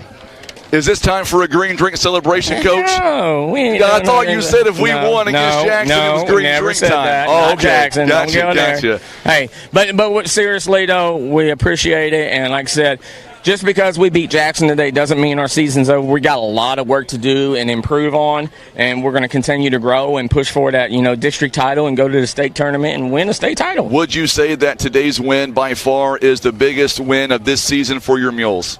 Yeah, I mean, obviously, I think personally it was a big win because it wasn't just Cannon Carr pitching lights out on the mound. It wasn't Brady coming in pitching lights out to save the game. It was a defensive game. It was guys at the plate. It was guys doing what it takes, wear a ball, get hit, get on the base, be excited, take extra bases. And we stole a lot of bases today. We were aggressive. We're going to be aggressive all year. Let's talk about defense for just a moment. In that 6th inning, they had runners on second and third base, nobody out, back-to-back strikeouts, and then Jakey V there in right field made it look so simple. Well, yeah, and part of that, late in the game, a lot of the teams, they get real tight if you get a guy on third and second base with the 2 outs or whatnot, but we weren't going to because we were hunting outs at that time. Them 2 runs, we didn't want them to score, but if they score, so what? Let's go. We still got a lot of lead there, and we got to play with it. So who are we going to pick for the player of the game? The whole team. I don't like picking players of the game. It's your job, not mine, though. Well, if I have to say, Cannon Carr deserves it from the effort he did on the mound. I mean, and that's how I feel about it. Let's give it to him, then. Cannon Carr did a great job. All right, can I talk to him for a second? Oh, yeah. All right. Thank you so much, Frankie. You betcha. Cannon Carr going to join us now here on the post game. And, of course, our player of the game, Cannon Carr. First off, Cannon, 105 pitches. You come in giving up no runs, 4 hits. Talk about 12 strikeouts. Talk about the effort today, not just by yourself, but the entire Mules team here today. I was happy that we jumped out and got a lead. It's definitely easier to pitch whenever you got a lead like that. And just the fact that we kept stacking on and pulling just a little bit farther ahead, then just diminishing their will to keep going. And I feel like that really helped us succeed today. You and I have talked about this a lot here this season, that this Mules team is so good. And even though the record may not show it, you guys come in here every ball game, give it your all. Talk about defensively. I know the offense was there, but the Mules defense not allowing Jackson to score until that 7th inning, that speaks volumes for this team. Yeah, absolutely. When your defense can step up like that and play a solid game like that, especially against a conference and district opponent, it means a lot, especially to the pitcher. So when you go out there in center field, you give the ball to Brady Robertson. I can almost tell by the way you were acting that you had no doubt in your mind the Mules were going to knock off Jackson here today. Absolutely. Brady's probably one of the people who I trust the most up there on the mounds, other than myself. And whenever I gave him the game and we're up 8 runs, I got a pretty good feeling that it's going to end up in our favor. So the last play of the ball game, you've got Caden Bogenpole up, and you make the last out. When that ball's in the air, what was going through your mind? Man, I hope it's not over. I was just hoping I was going to get there. As long as I get there, I was going to be all right. So when we start the conference coming up in a little over a week from tonight, how dangerous can this team be coming up in the CMO Conference? If we play like that, we can win it all. That's for sure. And we just have to get that mindset, and we got to play like that. For the fans that made it in attendance, and we had a whole bunch watching on social media, they were rooting you guys on. What's your message to your fans back home that couldn't make it here today? Man, I appreciate y'all tuning in online and watching, supporting from home. Even though y'all couldn't make it, it means a lot. And hopefully it's entertaining to watch. Hopefully it's entertaining to watch. I don't know. Well, I'll tell you what, Cannon, congratulations. Go enjoy this victory. Player of the game. We'll see you guys on Saturday in Kansas City.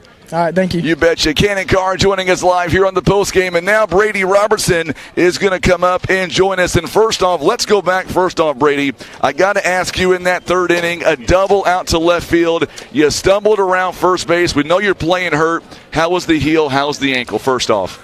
Yeah, the heel, I'm just wrapping it up every game.